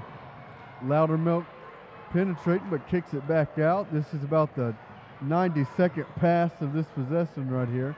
Oh, McCreary's very patient that ball with the ball around. Loudermilk for 3, dribbles in and out. Rebound McCreary. Number 3 tries a 3, and he gets that one. Cuts it to an 8-point game, and this crowd has come alive. Full court pressure here by the Raiders as Mercer County inbounds the ball here to Evan Hart. Ellis back to Catton. Catton moves the ball back to Hart. Hart to Deuces. McCreary is putting the heat from the trap. 94 feet of heat in the second half. AJ Weirin with the ball in the corner, back over to Caton. Weirin's got the ball, and he's going to listen to the coaches. Goes down low to Ellis. Ellis backs his man down. Fakes back to Weirin. AJ's going to put the ball on the floor. Listen to the play. Crowd level starting to pick up right now with energy. Weirin AJ back patient up to with the ball. Catton. Back to Deuce. Back to Weirin. Looking like we're running a little dribble drive here. Evan Hart puts the ball on the floor. Kicks it out to Catton. Puts the ball on the floor. Goes baseline. Back to Ellis. Pass up and in. Count it in the foul. My man Ellis has come to play tonight. He's smiling. He's feeling good. Way to go, big fella. They just got that 3 points right back, Brendan Forster. Oh, I love it. Hey, listen, that second quarter, it got awfully quiet in this gym that's predominantly McCreary County fans.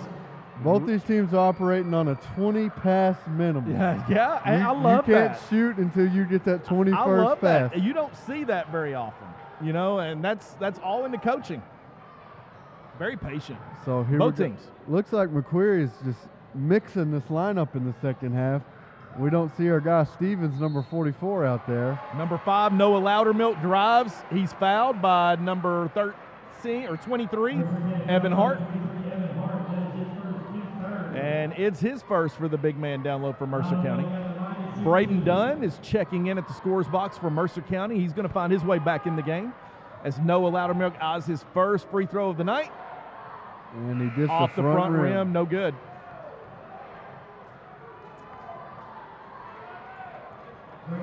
Loudermilk at the line for his second free throw. Same situation as last time. He's down 11 at the free throw line. Let's see if he can get at least 1 or 2 right here. And gets his second one. Good job for Loudermilk there, being concentrated. Number 15 back in the game. That is Aaron Trammell, best hair in the 12th region back in the game. Back to Caton, back to Braden Dunn, who's trapped, kicks it back to Caton, going to try to get it across the half-court line in time, and he does. Kicks it inside to Hart at the mid-range. I call the Keon Brooks spot, Dalton. That's where he just got to turn around and fire, just like Keon. Yeah, absolutely. Mid-range game now. Speaking of that, Weirin reminds me of Severe Wheeler. He's just a small guy, but he's playing with the most heart out there. County. Number 15's in the game, Aaron Trammell for McCreary County, and I love the guy's hair. Assuming that's Ben Trammell's brother. I'm assuming they're brothers. They're off and running. So here we go. McCreary finds number 32. And he got fouled. Conitzer puts it up and in. Trent Conitzer. Evan Hart picks up his second. That's his second in 2 possessions. 2 quick fouls on Evan Hart right there. And Mercer's lead is at 10 as Connitzer's going to go to line. My apologies, he's going to shoot two. He didn't score that basket. First one's good. First one cuts back down to single digits. Last time they cut it to 8, and then they gave up a 3-point play on the other end to make it an 11-point ball game once again. So here they get it back down to 8 once again. Now we got an 8-point lead for Mercer. They're leading 31-23. 4 minutes, 4 seconds left to go in this third quarter.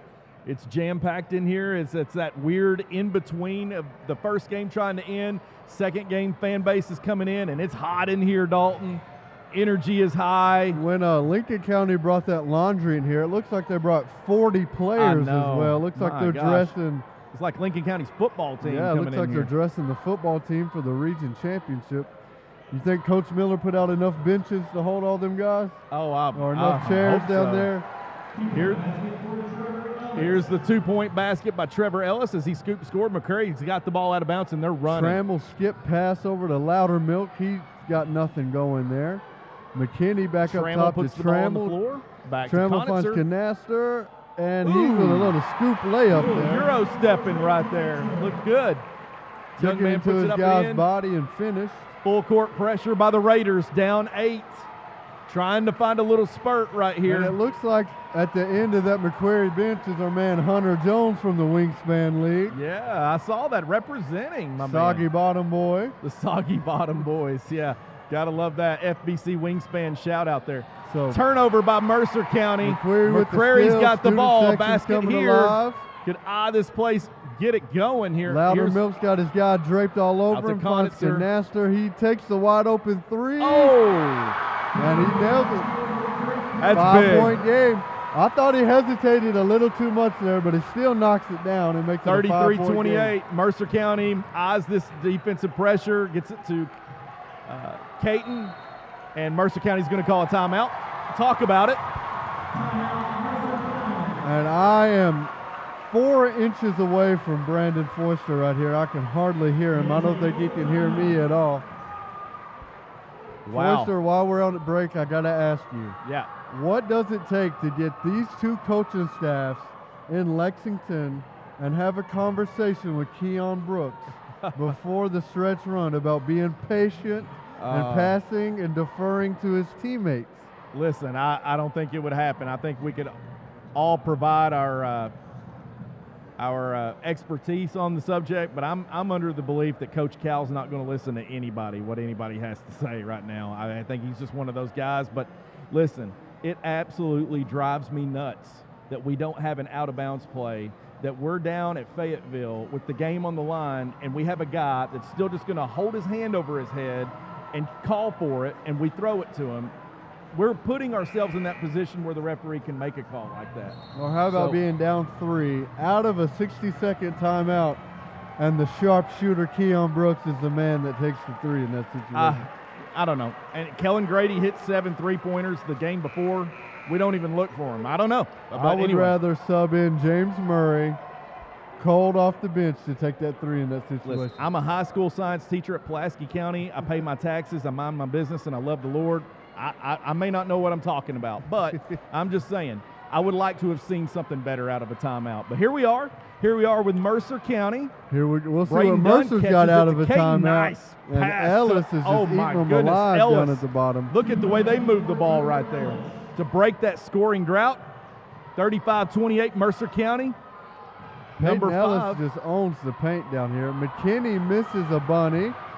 And here we go. Deuce gets it to Weirin, and he can't quite finish. Shuffled his feet a little bit. Up. Loudermilk got he gets mugged from behind. I agree with that. Braden Dunn got him on the body. Foul on Mercer. Looks like it's a shooting foul. They're going to give it to Caton instead of Dunn. Loudermilk. And a theme of this third quarter, Loudermilk at the free throw line. Seems like he usually goes 1 for 2 in this situation. Let's see if he can get 2 of them right here. First one's Gets good. the first one. Got an opportunity to cut it back down to 5. Kyle Stevens finds his way back into the game, and Thaddeus Mays for Mercer County. I think Stevens has been missing in this third quarter. I think he was the best player for McCreary in that first half. But they've cut it down to 5 a couple of times without him playing the majority of this third quarter. Thaddeus Mays is going to give A.J. Warren a break here while we're about down to $1.50 in the third quarter. Mercer County up by 6. And Loudermilk goes 1 for 2 again. All right, here's that full court pressure from the Raiders. Seems like Casey isn't very impressed with my announcing skills, but no. I'm not very impressed with his fantasy football skills, so it's okay, Brendan Forster. I tell you what, fantasy football is a lot like Wordle these days. Everybody wants to post on social media how they're doing in those things, and I'm not sure too many people would really care. I have no idea what Wordle even is. I've heard about it, but I've not joined I hear a lot about it these days. Anyway, turnover as the shot was so here we go, down McCreary 6, County. and they cut it to 4, maybe even 3 on this possession. Pushing the ball for the Raiders, 32. Conitzer puts it on the floor. It's blocked by denied by Ellis. Ellis is there. That man's been everywhere tonight. Call him Ellis Tower. He's just owning the paint, both sides of the floor. Hey, listen, he can play for me any day. That young man is taking over this game. You put him and Gavin down low, that's Twin Towers right there. Yeah. I don't know if you could score in the paint. So Number Stevens 44, misses the floater. And Ellis with the right rebound. There. Here we go. Peyton Ellis-Sheboy just grabbing rebounds left and right in that paint. He's got to have a double-double. Braden Dunn over to the corner to Mays. Mays back to Dunn. Braden's going to eye the play from his coaching staff on the sidelines. Kicks it over to Mays. Mays back to Dunn. We're in the Hold'em offense that Mercer County's had success with tonight. Both teams seem to have a peace treaty. Save if you have the ball with a minute or less to go, just dribble it out. Mays for here 3. Mays for 3. No Can't good. get the wide open look. So Rebound here comes Loudermilk the other way. 27 seconds left. And they're not taking the air out. They're driving. Stevens not even blocking looking. Foul right there on Caton. He just kind of put his shoulders down and put his head down and just drove. I'm not really sure he knew where he was at. Didn't seem like he had any direction, just kind of flipped it up as soon as Caton fell down there. I don't know about that one. Mercer County has taken my man Kyle Stevens out of this game. Big-time playmaker here for McCreary County. McCreary's got to find a way to take Peyton Ellis out of the game. Yeah. He's killing them. Yeah. Both sides of the floor. Trevor is doing a great job for Mercer County. McKinney gets it into Stevens in the A.J. Warren's corner. into the game, and he's at the top of the defense along with Thaddeus Mays. They're going to move down to the lower blocks. Kyle Stevens has got the ball at the top of the key for McCreary County. He's going to hold for the last possession, it looks like. Stevens he's going to drive past slips Ellis. his man, Gets gets wide open, Loudermilk 3, rolls in and out. No good. Rebound. Can't corral the Mercer, rebound, and it's a 6-point ball game. McCreary County's fans were just on their feet ready for that 3 to fall. They're looking for anything They're to get ready going for them. to blow the top off this place. The only reason that we've been able to even hear each other this second half is because Mercer's been the one ahead, didn't bring that many fans. If McCreary had this 6-point lead, I don't think we could hear each other whatsoever. Yeah, and absolutely. we are almost knee to knee right here in the booth. Well, listen, Dalton, this game has been nothing less than just a great performance for both teams. Both teams is not settling for outside shots. Very poised on their offense. The game is not getting ran out and ahead of anybody. It's still anybody's game. With These teams hardly know what an outside shot is. They seem like they're playing the game pre-3-point line. They just want to pound it in the paint. All right, we're going to go to our sponsors right now, Dalton, for right now, Lake Point Dental, for all your dental needs, cavities, oral surgery that might be you're putting You're off. like my man Nate Dogg taking a charge in the Wingspan League, and look, you end up with a bloody mouth. Look at this. Look at this, Dr. Ricky Farmer, and look at this, going back to the days where Mr. Farmer, Dr. Farmer, wore the maroon and white for Pulaski County. So he's a diehard and he is alumni. Once a maroon, always a maroon. Go see Dr. Farmer for all of your dental needs at Lake Point Dental. If he's always a maroon, then maybe we need him to be the 6th man for the Maroons tomorrow night. Maroon would be the inside of my jaw if I had my wisdom teeth taken out by Dr. Farmer, and thank goodness I don't have to worry about that because I got that taken care of earlier. Here is McCreary So here we County. go, Loudermilk penetrating down in the lane. Can't find anything, looking around, finds Stevens, top of the 3-point line, takes it in, and Ellis is going for it. He's altering shots. That's the kind of stuff that doesn't show up on the stat sheet, exactly just right. altering shots and making guys miss down low. Almost a backcourt violation. Oh, I don't know about Turnover. that one. Mercer. McCreary gets it back anyway. Pushed by number They're calling the 23, push. Evan I Hart. think that may be a little makeup for missing that over and back right there. And it looks like Mercer County's coaching staff talking to the Zebras, and a discussion that's not going in his favor.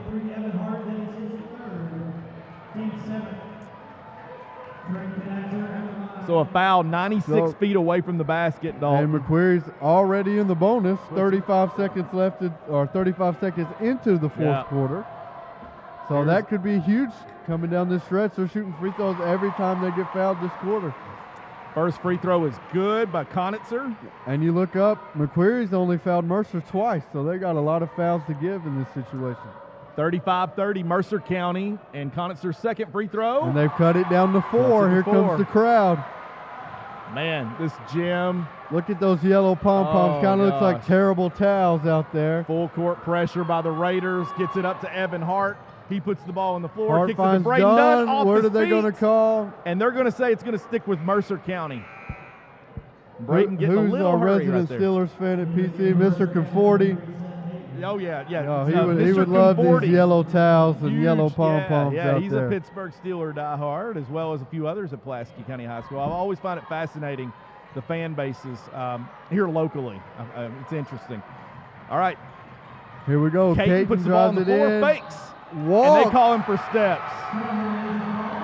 Looks like he put a pretty good hesitation move on his guy, but that foot just slid. Referee saw it, and it goes from an one potentially to a turnover. Kyle Stevens talking it over with Loudermilk as they bring the ball across the half-court line. Sets up their offense. Mercer County's in a 2-3.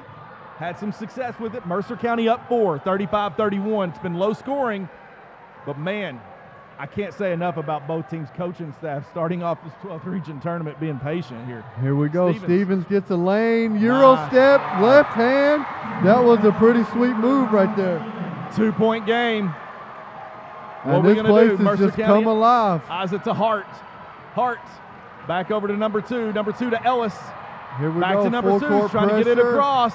Double feeling the teaming these pressure. guys. Wearing in the corner. Thaddeus Mays had it in the corner. Back to Caton. Here we go. Caton. And Evan Hart just tells his team to relax, slow down.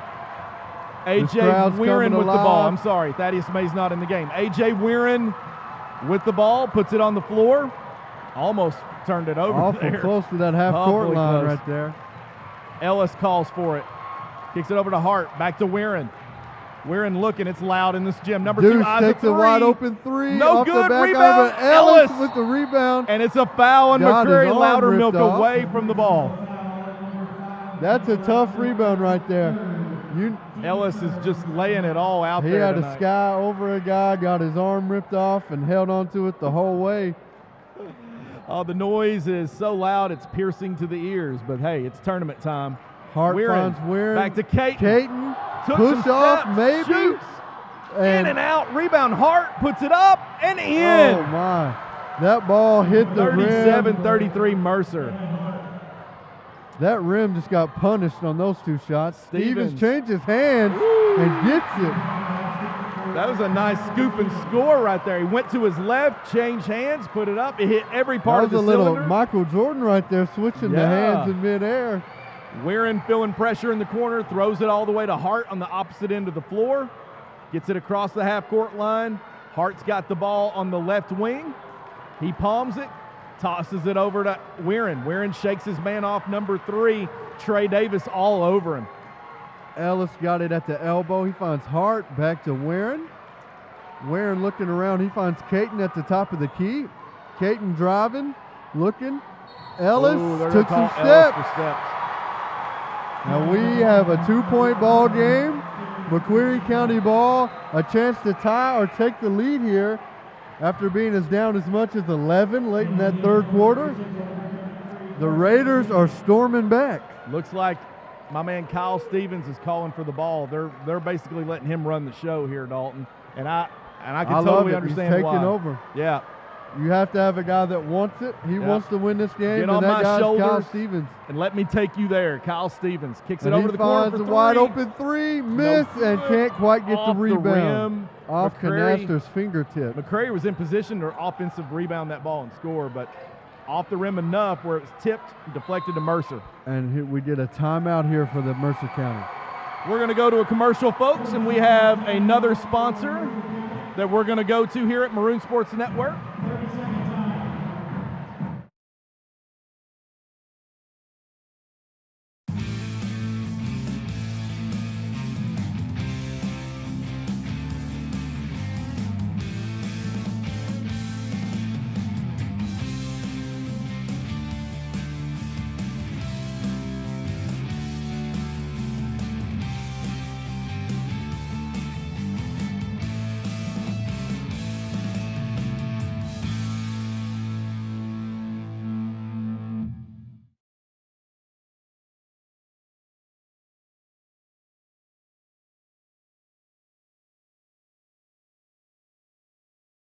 We're back. And we got a neat game right Maroon here. Sports 2-point Network. game. Under Settle 5 to in. go. 4 minutes right here, and it's going to come down. It's anyone's game. Mercer County with the 2-point lead. And this is all you could ask for out of a 12th region ball game right Yeah. here. Tournament ball game. 2-point game with under 5 to go. Caton's got the ball as it's inbounded, kicks it over to the corner to 2, back to Ellis. Ellis, who's had a heck of a ball game, over to the left-hand side to Weirin. Weirin puts it to Hart. Hart puts it on the floor. Misses it off the back iron. Off the rim. Here we Stevens go. is going. Stevens. Great pass to Canaster. Tie ball game. Tie ball game. It is a tie game with 4 minutes to go. 12th region tournament time.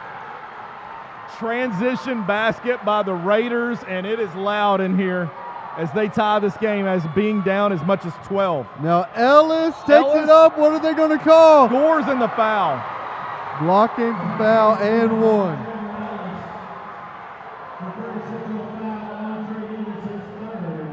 That was a 50-50 bang. Could go either way right there, Forster.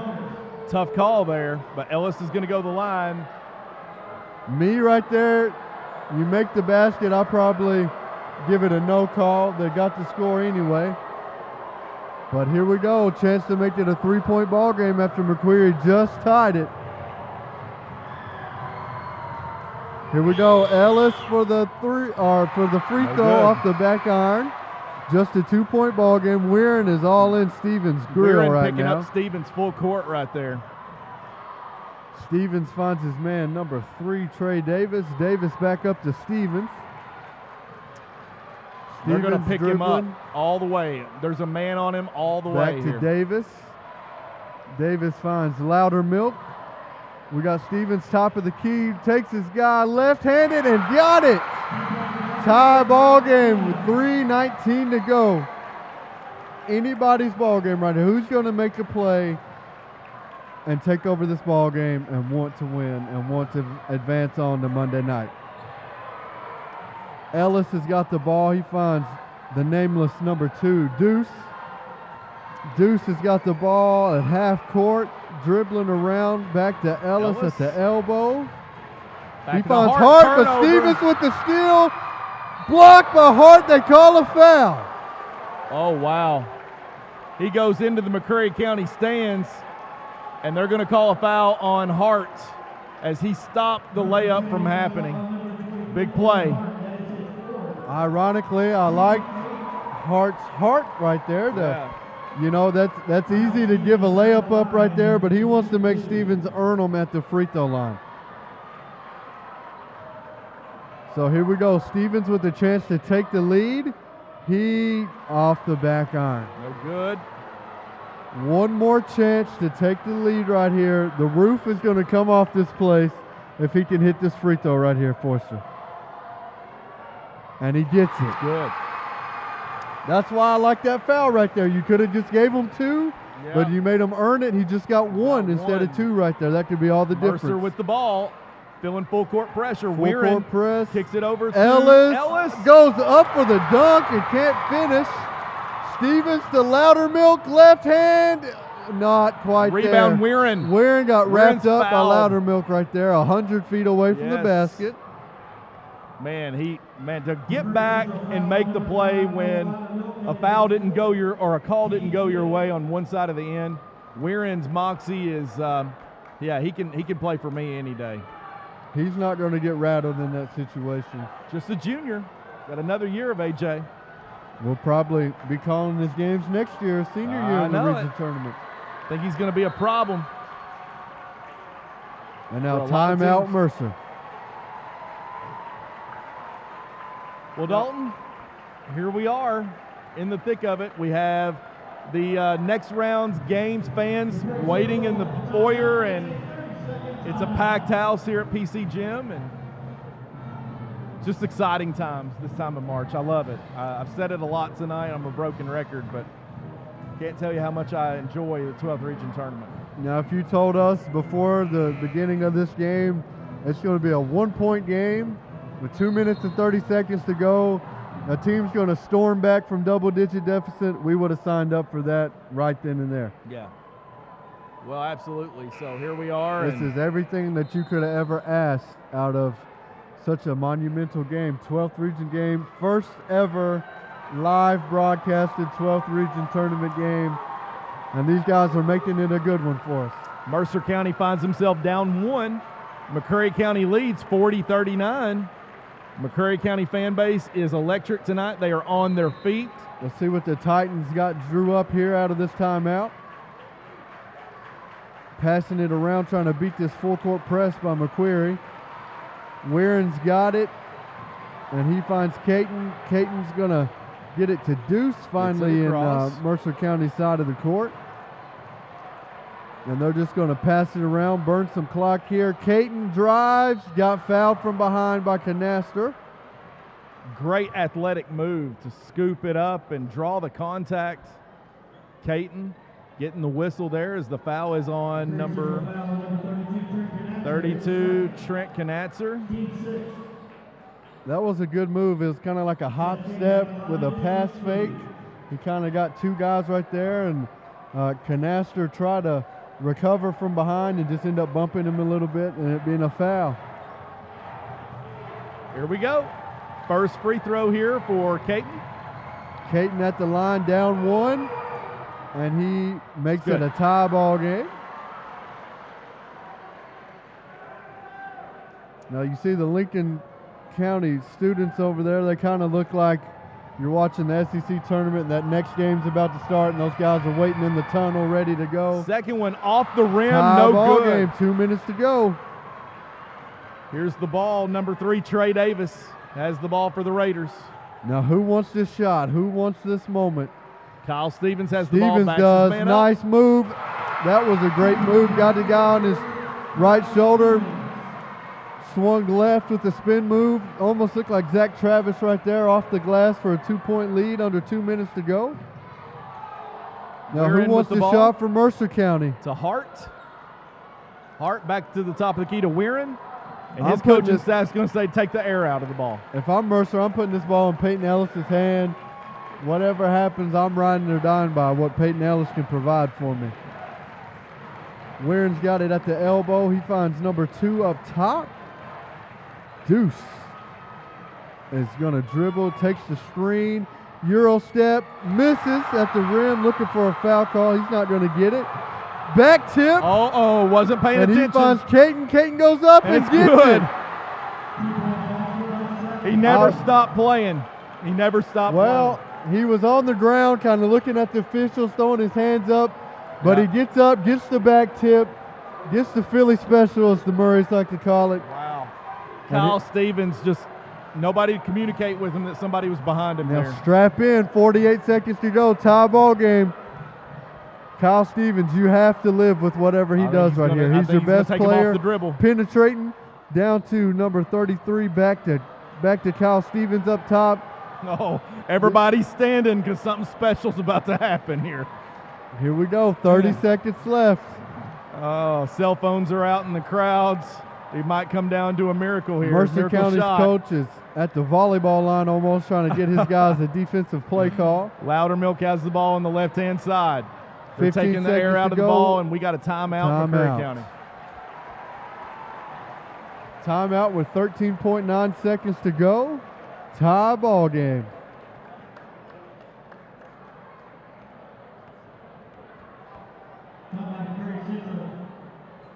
What do you draw up if you are Coach Foister in this huddle right here? What are you drawing up to get a win? Look, this time of year, you give it to your playmaker and you go ISO.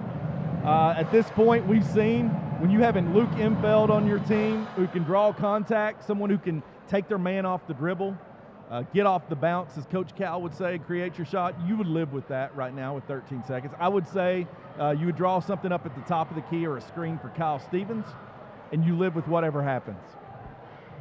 I agree with that. You get Kyle Stevens in space, and whatever happens, happens. I'm going to ride or die by what decision he makes and the shot that he can create in these From Mercer 13 County, seconds. I'm talking to Hart and I'm talking to Ellis about rebounding the ball. And I don't know, I'd like to see A.J. Warren D up Kyle Stevens on this one. Yes, in this situation, I'm telling my dog, Warren, just go out there, do what you do, get in the guy's chest, and make it as difficult as possible. Listen, if somebody fades away from you, put your hand up in there and don't go into them. There's no need to foul the jump shooter, which we've seen time and time again in high school and collegiate basketball. I do not want this game to end on a foul. Looks like our battery's running low on this PC right here, Foster. We need James Murray to look at this, but another timeout? Is this a Mercer County timeout? Looks like Coach Fraley's making his way in the gym tonight. I think they just wanted to see what kind of offensive set that McCreary came out in and make an adjustment based on that. But you don't need an adjustment. All you need is Warren to play the defense he's been playing all game. You need Ellis, you need Hart, you need these guys to step up. Caton, and man-to-man, you stay in front of your man, you switch these screens. You do not make it easy. Do not give them any kind of space right here in this last 14 seconds. Almost lost our laptop, but our man, Landon Stykes, there's all kinds of things right going there. on over here. We don't have headsets, so nobody can communicate with us. People try to talk to me, Dalton, and they think I can understand them when they're whispering and it's loud in the gym. So we've got to get headsets. Our technology is losing battery life, and I don't know what's going on. We got a tie game here, 42-42. Well, the batteries are charged, fully charged and ready to go for these Mercer County fans right here. Their team's got the ball with 14 seconds left. First round of the region tournament, first game. Everybody's on their feet, ready to see what happens. All right, folks at home, buckle in. Let's see what happens. Here we go. Canaster gets it to Loudermilk. Loudermilk to Canaster. Davis to Stevens. Oh, Warren tripped. Oh, no. Warren's falling down. Step back three. I don't like that. 3 seconds left. Timeout Mercer County. Timeout Mercer.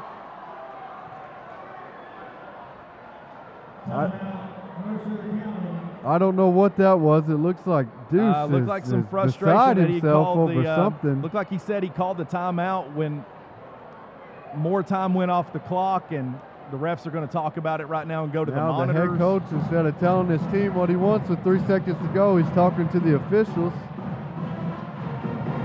Little confusion there. Officials are at the table. Assistant coaches hovering over them. They got 0.6 seconds put back on the clock. I don't like the step back three in that situation. Listen, 3 seconds is plenty of time to dribble up and get a good looking shot.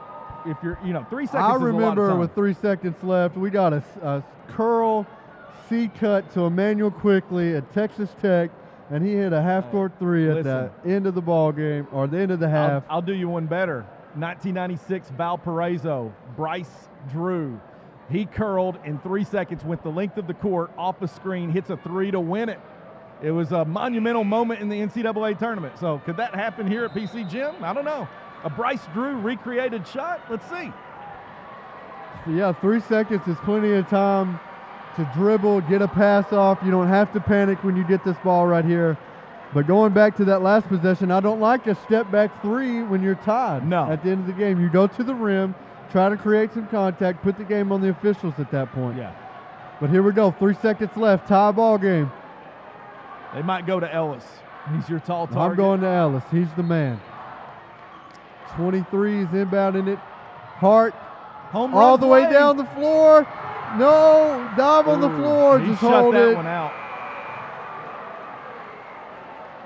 I am confused by both of these last second play calls. But here we go. Overtime, Brendan Foister. Well, first game, overtime, setting the pace for the 12th region tournament here. Lots of excitement, lots of things to be excited about if you're a Mercer County fan and a McCreary County fan. Lincoln County, Rock Castle, you're just going to be put on hold for at least 4 more minutes. It's easy to say from where we're sitting, but 3 seconds left, and they're not even inbounding it underneath their own goal. Yeah. They're inbounding it on a side out. You don't have to throw it 50 feet to the other three-point line in that situation. You have plenty of time for a couple dribbles. You got time for a couple passes in that situation. I don't know, they acted like they had less time than they did trying to throw it all the way down the floor. Seemed to be some confusion on their sideline after that play collapsed and setting into this. But you have to credit McCreary. That was good defense on that play. Smart heads-up play to dive on the ball and just have that clock run out, and you're going to overtime. Because Peyton Ellis could have easily grabbed that ball and had a layup there at the end, but Canaster just dove on the ball, held it, and they lived to fight for 4 more minutes in overtime. It's all about your playmakers right now as far as how this is going to play out here. A.J. Weirin, Evan Hart, Conitzer, Caton, Stevens, Loudermilk, and Trey Davis all on the floor. Free basketball. All right. We're going to play an overtime ball here.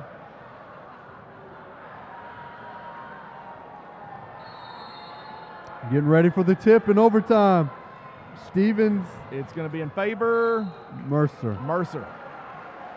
Stevens won the tip, but it was kind of awkward. Nobody in position to grab it. Goes out of bounds. And now it's Titan basketball to start this overtime period. Officials getting together. I'm not quite sure on what. Going to talk it over. Maybe the time. No time came off the clock. Maybe that's what they're looking at. Got my man Darren down there running the clock. Scorekeeper here for the game. Does a great job. Here we go. Caton gets it up to Hart. Hart to Weirin. Deuce coming off the screen. He's got it nearly at half court. Motion in his offense. He finds Caton. Caton wants to dribble, drive, spin move, and he got it. That was a tough shot. I don't know how he got that to fall. Seth Caton making it happen. He shot that from the hip. He had to rise up for that shot, and he got a friendly bounce off the rim. Up 2, Davis finds Stevens, back to Davis in the corner. He's going to take a screen from Stevens. Canaster, top of the key. He'll find Loudermilk at the elbow. Loudermilk to Davis. Davis with the hesitation finds Loudermilk. He dumps it down to McKinney.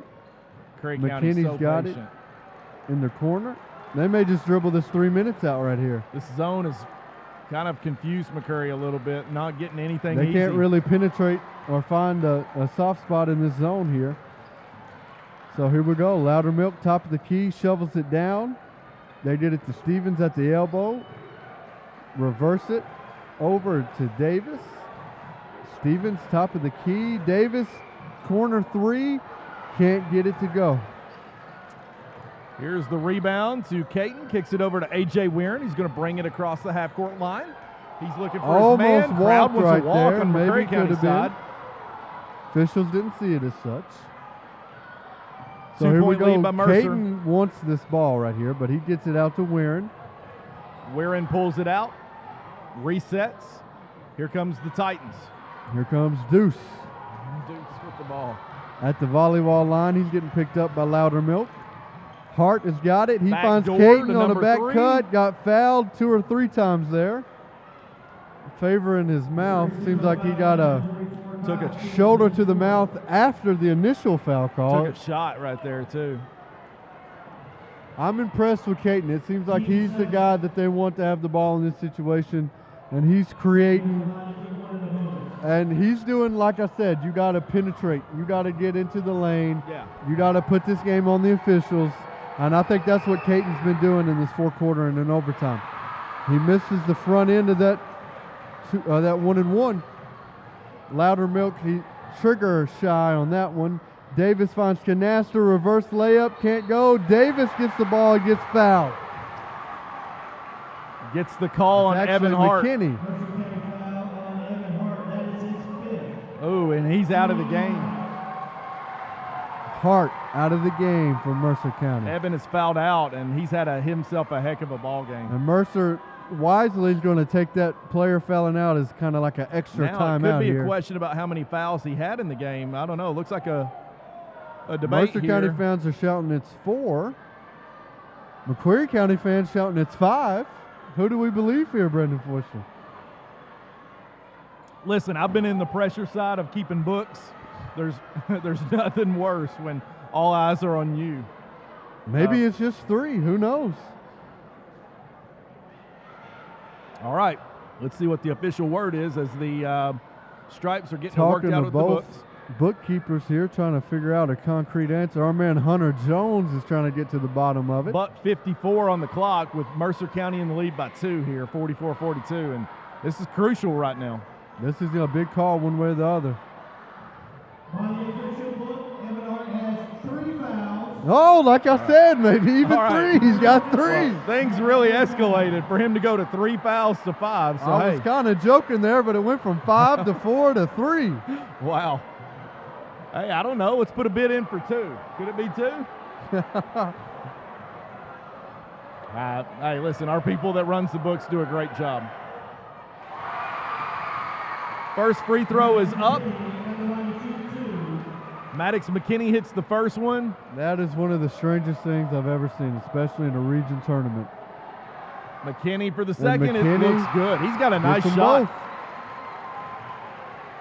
Both. McCreary said, that's fine. Hart can have 3 fouls, but we're taking 2 points right here in exchange. So here we go. Caton throws it 20 feet ahead to Ellis. Now, Warren, what can he draw up for these guys? He's looking to his coach for a little guidance right here. 1:30 to go, tie ball game. These fans are coming alive. McCreary County student section, really impressive. They got this whole bleacher full right here. They even brought some elementary students. Dump down low to Hart. Big play. Mercer County leads by 2, 46-44. $1:14 left. Kyle Stevens with the ball in his hands. Stevens getting picked up by Warren. Warren draped all over him. And now Loudermilk. He's trying to create something. Stevens, Warren back on him. McCreary County fans don't like. Oh, okay. I didn't know if they were going to go 5 seconds, if they were going to go foul call. They're getting a hand check on Warren right there. Do you like that call, Forster? Not right now, I don't. I think if it was, you don't call that now. It's been going on the entire game. Not to say that it wasn't a foul, because it was, but that's not been called this entire game. And Mercer County's coach almost ran off the floor in frustration here.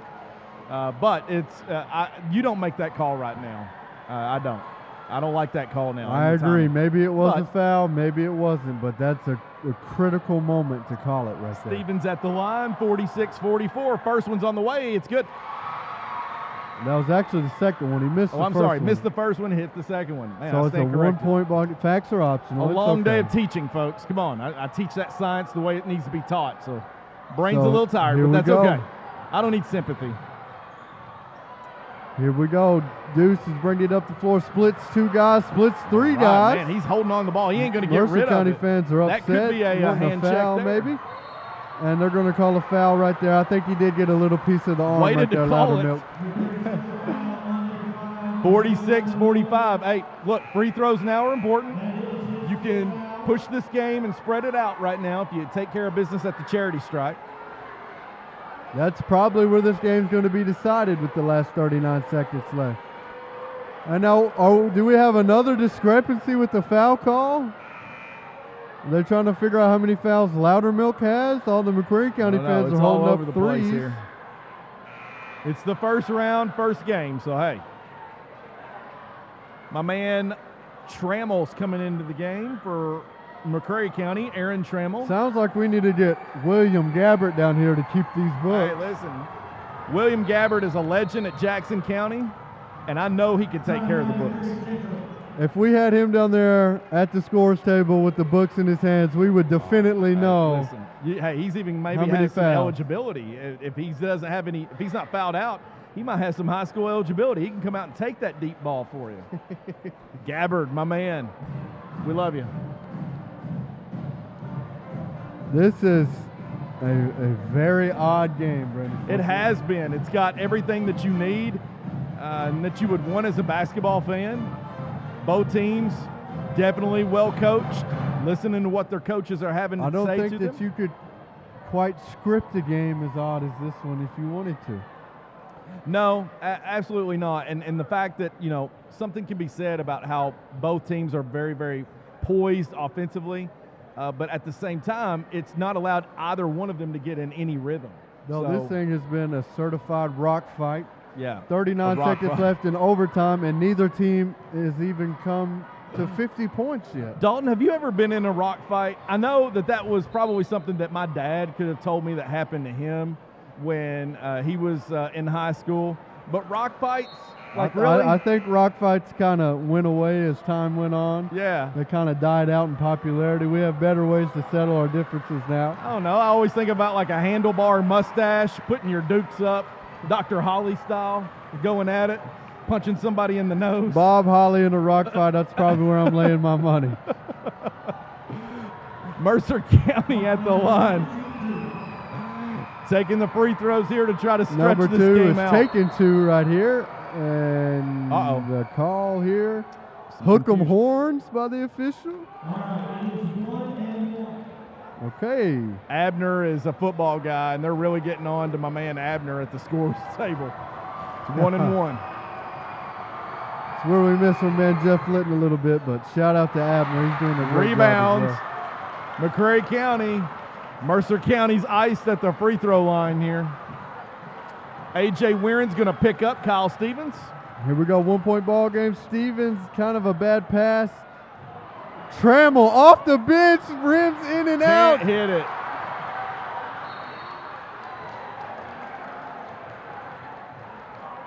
I don't know. Do you want the guy fresh off the bench taking that corner shot. 3 right there? Well, hey, you know, you probably don't, but he was wide open. That Dude's is got to true. let that go. He would have been a McCreary County legend to just come off that bench and nail that wide open But however, right 17 seconds, you're still in this McCreary County. Still just a 1-1. We've got that straightened out. Hart at the line, 1-1. Let's see what he can do. First one is good. He earns the second. 47-45. Evan Hart hitting his first Got our free throw. man down here in this dress shirt. He is going insane over here from Mercer Was thought County. to have believed to have fouled out earlier. Survived some controversy. Yeah, and he hits them both. It's a 3-point game. Mercer County. Timeout. Our man Evan McCreary. Hart has resurrected himself back from the dead. He was fouled out. Then we realized he just had 3, and he's made 2 big shots. Would you ever imagine you have seen that in a high school basketball game? I never thought I would see a guy foul out with 2 minutes to go, make the 2 free throws with 17 seconds left. They find the Tubby Smith Randolph Morris facts to save him from being fouled out. That's literally, it took enough time that's probably what could have happened.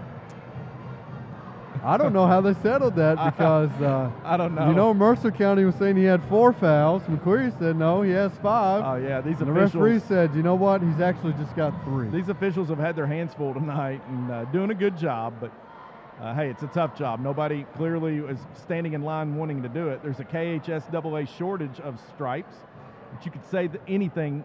You could say that about the same thing about any job in the country right now.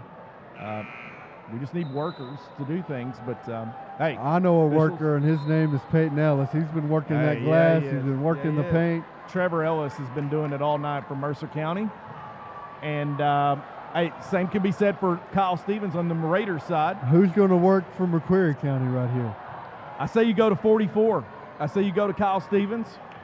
You work your magic for him. He's done a really good job of distributing the ball. He's a great passer. He's got excellent court vision. So I like the ball in his hands. He's picked up by A.J. Warren. We'll see what he can do. 12 seconds left. He's crossing half court. Fans are on Gets their feet. Gets a screen from Canaster. Three on the way. Three-pointer. Got it! Under 6 seconds left. Mercer didn't realize the clock was running. Deuce is going to take a shot from 3. Double overtime.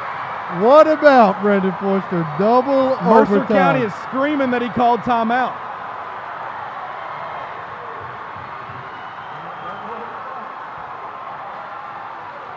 Wow, 2 free extra periods of basketball right here. Double overtime. We got to give a shout out to Trey Davis right there. He was the one that knocked down that corner 3. Dalton, give a shout out to me and you. We may be out of here at 1 o'clock in the morning at this rate. Hey, that's fine because we love basketball. We said right before we went on pregame we should have brought our Irish Spring bars of soap and just planned on spending the night. And McCreary County said, bet. Hey, I've been in these halls very early in the morning and very late at night. It's not going to be anything new to me. But, yeah, let's go ahead and let's find a shower in here somewhere here tonight. Let's just set up shop and get ready for tomorrow after we teach all day tomorrow. So let's do this. I'm game for it. My wife may not be, but. Double overtime in the very first game of the 12th region tournament. Yeah. Folks at home, are you having a good time? Because we sure are. Everybody here at Pulaski County Gym, they're loving it. But if you're a McCreary County or Mercer County fan, your heart's probably about to beat out of its chest.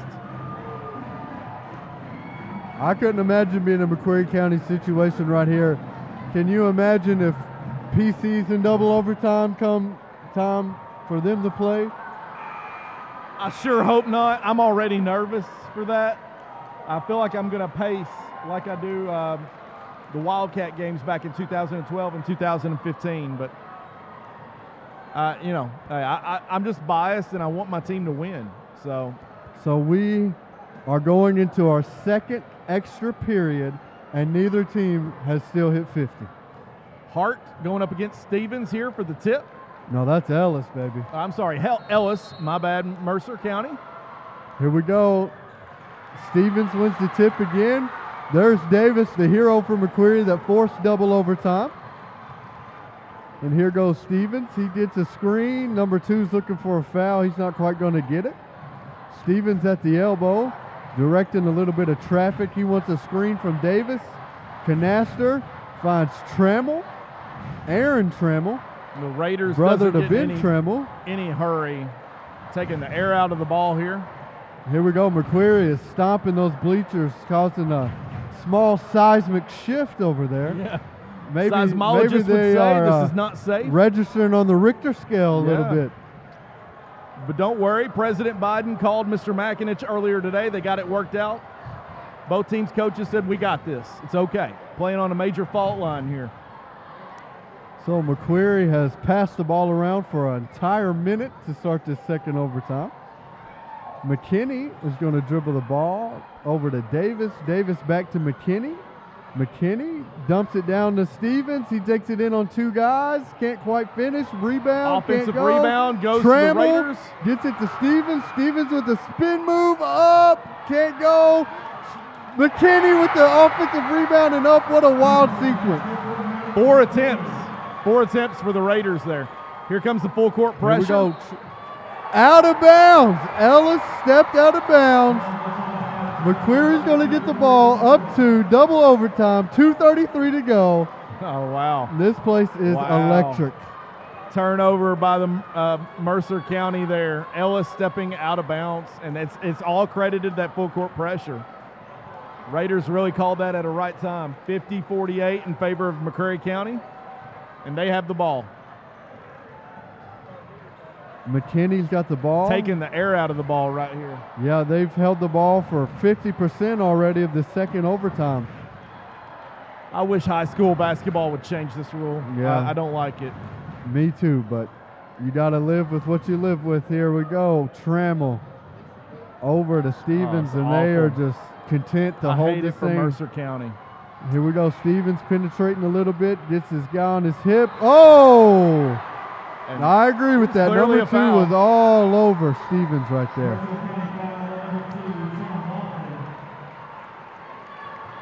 Mercer County fans didn't like that, but number 2 rode him from one hip to the other, so I agree with that foul call right there. It's number 2's third foul of the game for Mercer County. Kyle Stevens goes to the line. His team is up 2. We think it's his third foul. Could be his sixth. We could be playing NBA rules for all we know. Could be his first. Free throw is good for Kyle Stevens. This crowd is Oh my just God! Second overtime, and what comes? Marshall to us. Livesey just delivered the Susie Duggar hot pickled crackers, and I'm in heaven. Yep, we're gonna have to take a crunch break right here on this one. Shout out to Bryson Grandma Duggar in his UK blue. I'm sorry, guys. I'm talking with a mouthful. Those things are delicious. Bad time to bring the crackers. We're chewing here instead of calling the game. We can't help it. They're so good. Yeah. Weiren's got the ball. Finds Ellis. Hart at the top of the key. Number 2's got the ball at the elbow. A.J. Weiren pops out to the Gets a right screen, wing. Getting bumped a little bit. Here we He's go. got the ball now, Weiren's got the A.J. ball at the Lady Maroon logo. He calls the offense, kicks it over to the left Caton, side. that's who I want the ball in his hands. He Drives, gets Trammell up on his and hip. good. Got it. Down 1. McCreary is up 1. And I Stevens with the ball. guarantee you they will not shoot this ball. No, there's no way. It ain't happening. At least until under 30 seconds. That surprised me Trammell would even try that. Looks like they fouled the right guy, though. They're fouling Aaron Trammell fresh off the bench. Aaron Trammell is going to go to the line for the Raiders. We're losing our hot crackers. Bryson wants them back. Bryson gets enough at home that he ought to be able to share with us. Oh, yeah. Look at Aaron Trammell coming off the bench. He's playing right now because Loudermilk fouled out in the first overtime, and he nails a huge free throw to go up 2. He's just coachable. He's just doing what he's asked to do. And a lot of guys aren't mature enough to do that. His leg looks bionic there. He's got such a huge brace on Love it. it. You know he's playing Rebound through to some pain. Ellis. Almost turned over. What are they going to call right here? It's going that to McCreary was an County. incredible play right there by Stevens. Threw that ball off Caton's leg. That looks like James Murray on Sunday nights. Wow. When the ball's going out of bounds, he just tries to find the next closest opposition to throw it off of. Costly mistake What a by play Mercer County. by Stevens right there. That could be a region tournament game winning play right there. Absolutely it is. Braden Dunn into the game for Mercer County. Stevens dribbling it out up top. Might have Maybe been a pushing little off push there. right there. Weiren was definitely selling it. McKinney Ball tries on the to floor. dump it down low, saves it to Trammell. Here comes Davis, gets it to 39 Canaster. They're trying to foul here. They don't want to foul the guy that just made the shot, but here we go. Timeout, McCreary County. Mercer is upset. They were trying to foul, and they didn't get a foul call right there. I got to give a shout out to this little kid right here. I'm a huge Charlotte Hornets fan. He's wearing the PJ Washington jersey. Shout out to this kid right there. I love it. PJ Washington. I love it. There you go. Hey, listen. We talked about how much we love tournament time. It is absolutely one of the greatest months of the year, March, in my opinion, when your teams are playing. We got PC that was red hot this year. We have Kentucky Wildcats, who's in the conversation, Dalton, as a 1 or a 2 seed, but in the conversation to win it all. I still need to be sold on a couple of things. But right now you got Mercer County and McCreary County in the second overtime of the first game of the 12th region tournament. Would you have ever thought it would have come down to this? I would have never dreamed we would have double overtime in the very first game. But the this is crowd. awesome. This is what you ask for. This is what you want when you come to these. We're at maximum capacity almost in this gym right now. The foyer is full, standing room only. Yeah, I think Lincoln could be a County, COVID nightmare for many, but I don't know. I think Lincoln County's brought a lot of fans here because now it looks like it's almost full. And that red and blue opposite of us has got to be Lincoln County. The red and blue in front of us is probably Mercer County. Look at James Murray just going up in the crowd, giving a cracker to everybody. He's like Oprah Winfrey up there. Who wants a hot cracker in this crowd? Yeah, he's giving away all the profits right now. I don't know how much I like that. Yeah, I don't agree with that. He's giving I it to wanted Southwestern coaches, which is very weird. But that Southwestern coach does play in the Wingspan League, so. Here we go. They're sending Davis to the free throw line. His third foul for Mercer County. You can push this to a 2-possession game here with 24 seconds left.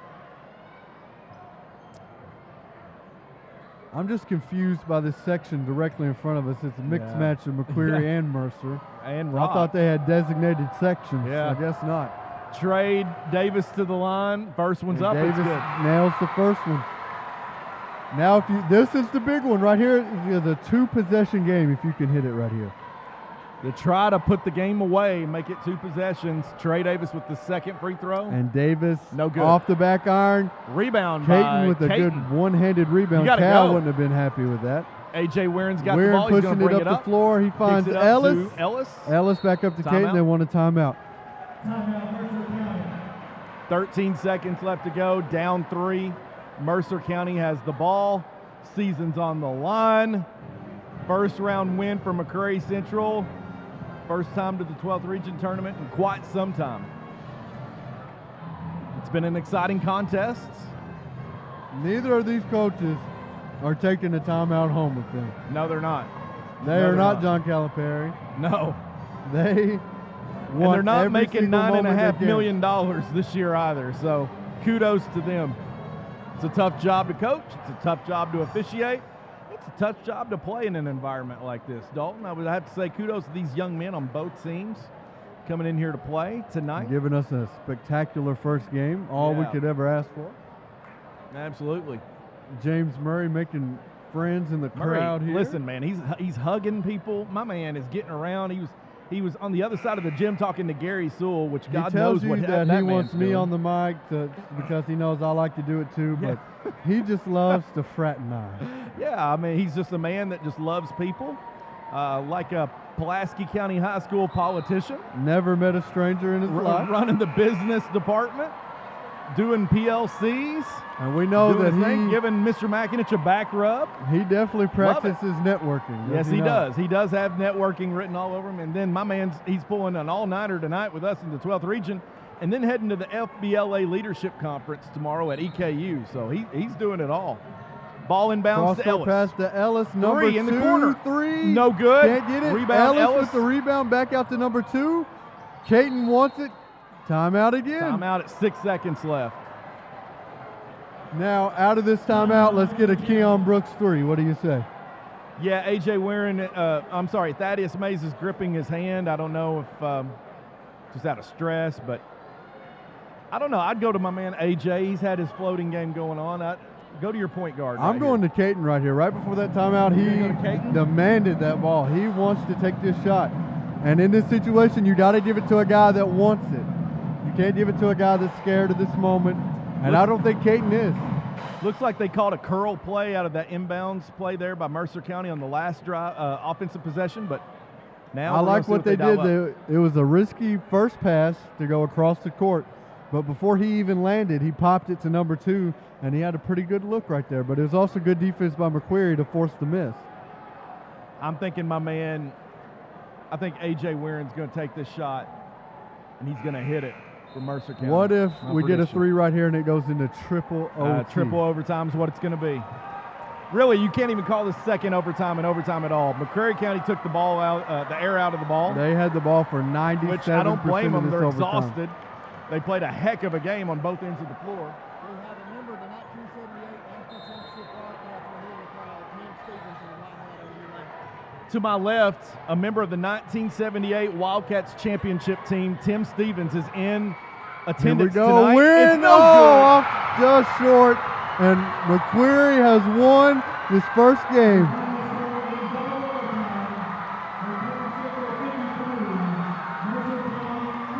You can tell how bad these Mercer County players wanted it. Grimace all over their face.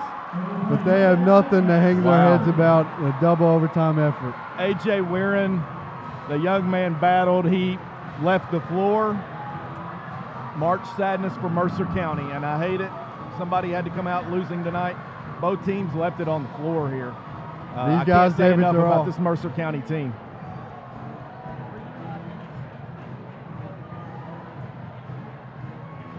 Dalton double overtime and just shy of a third overtime with the long three by Weirin. It's in and out. Your thoughts on the first round game setting the tone for this tournament? If that set the tone, I'm excited to see these next few games to come. We got 6 more games here, and if they're as awesome as that, then that would be the greatest tournament of all time. Yeah, it's what it's all about. I'm looking around. The crowds are into it. Right now, it's Coach Miller down there, a little crowd control action. Trying to direct traffic. Hey, look, Mercer County came out and battled, had a 12-point lead. McCreary battled back in, just did what they needed to do offensively and was disciplined enough to stay to the game plan, came out on top. That's what this time of year is all about. It's what you prep for. It's what you play for. It's why you watch tape. It's why you scout other teams. And here we are now getting ready to get set for the next game as we pause here in a little while. But 53-50 is the final. McCreary County folks comes out on top. Player of the game, I'm going to go with, on Mercer County side, Trevor Ellis.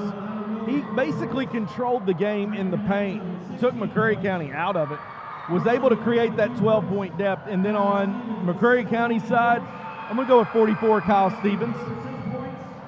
I have to agree with you on McCreary County side. Kyle Stevens, every time they needed a big play, he had the ball in his hands. He penetrated, and he either scored or made the right decision and got it to the guy that did score. But for Mercer County, as much as I love Ellis Tower, I'm going to go with Seth Caton. Yeah. He was the guy that wanted the ball. He demanded the ball, and it seems like he could get a guy on his shoulder, create some contact, and when they needed a big shot, he was driving to the paint to try to create that. Well, folks, tuning in to Maroon Sports Network as the McCreary County Raiders fan base finds their way to the exits, and Mercer County Titans finds their way to the parking lot. The Rockcastle County Rockets and the Lincoln County Patriots on their way in. So right now, we're going to go to advertisements and a 15-minute break. And folks, we want you to tune in for our second game of the evening for the 12th Region Tournament. Hang in there, hang tight. Thank you for tuning in and watching Maroon Sports Network.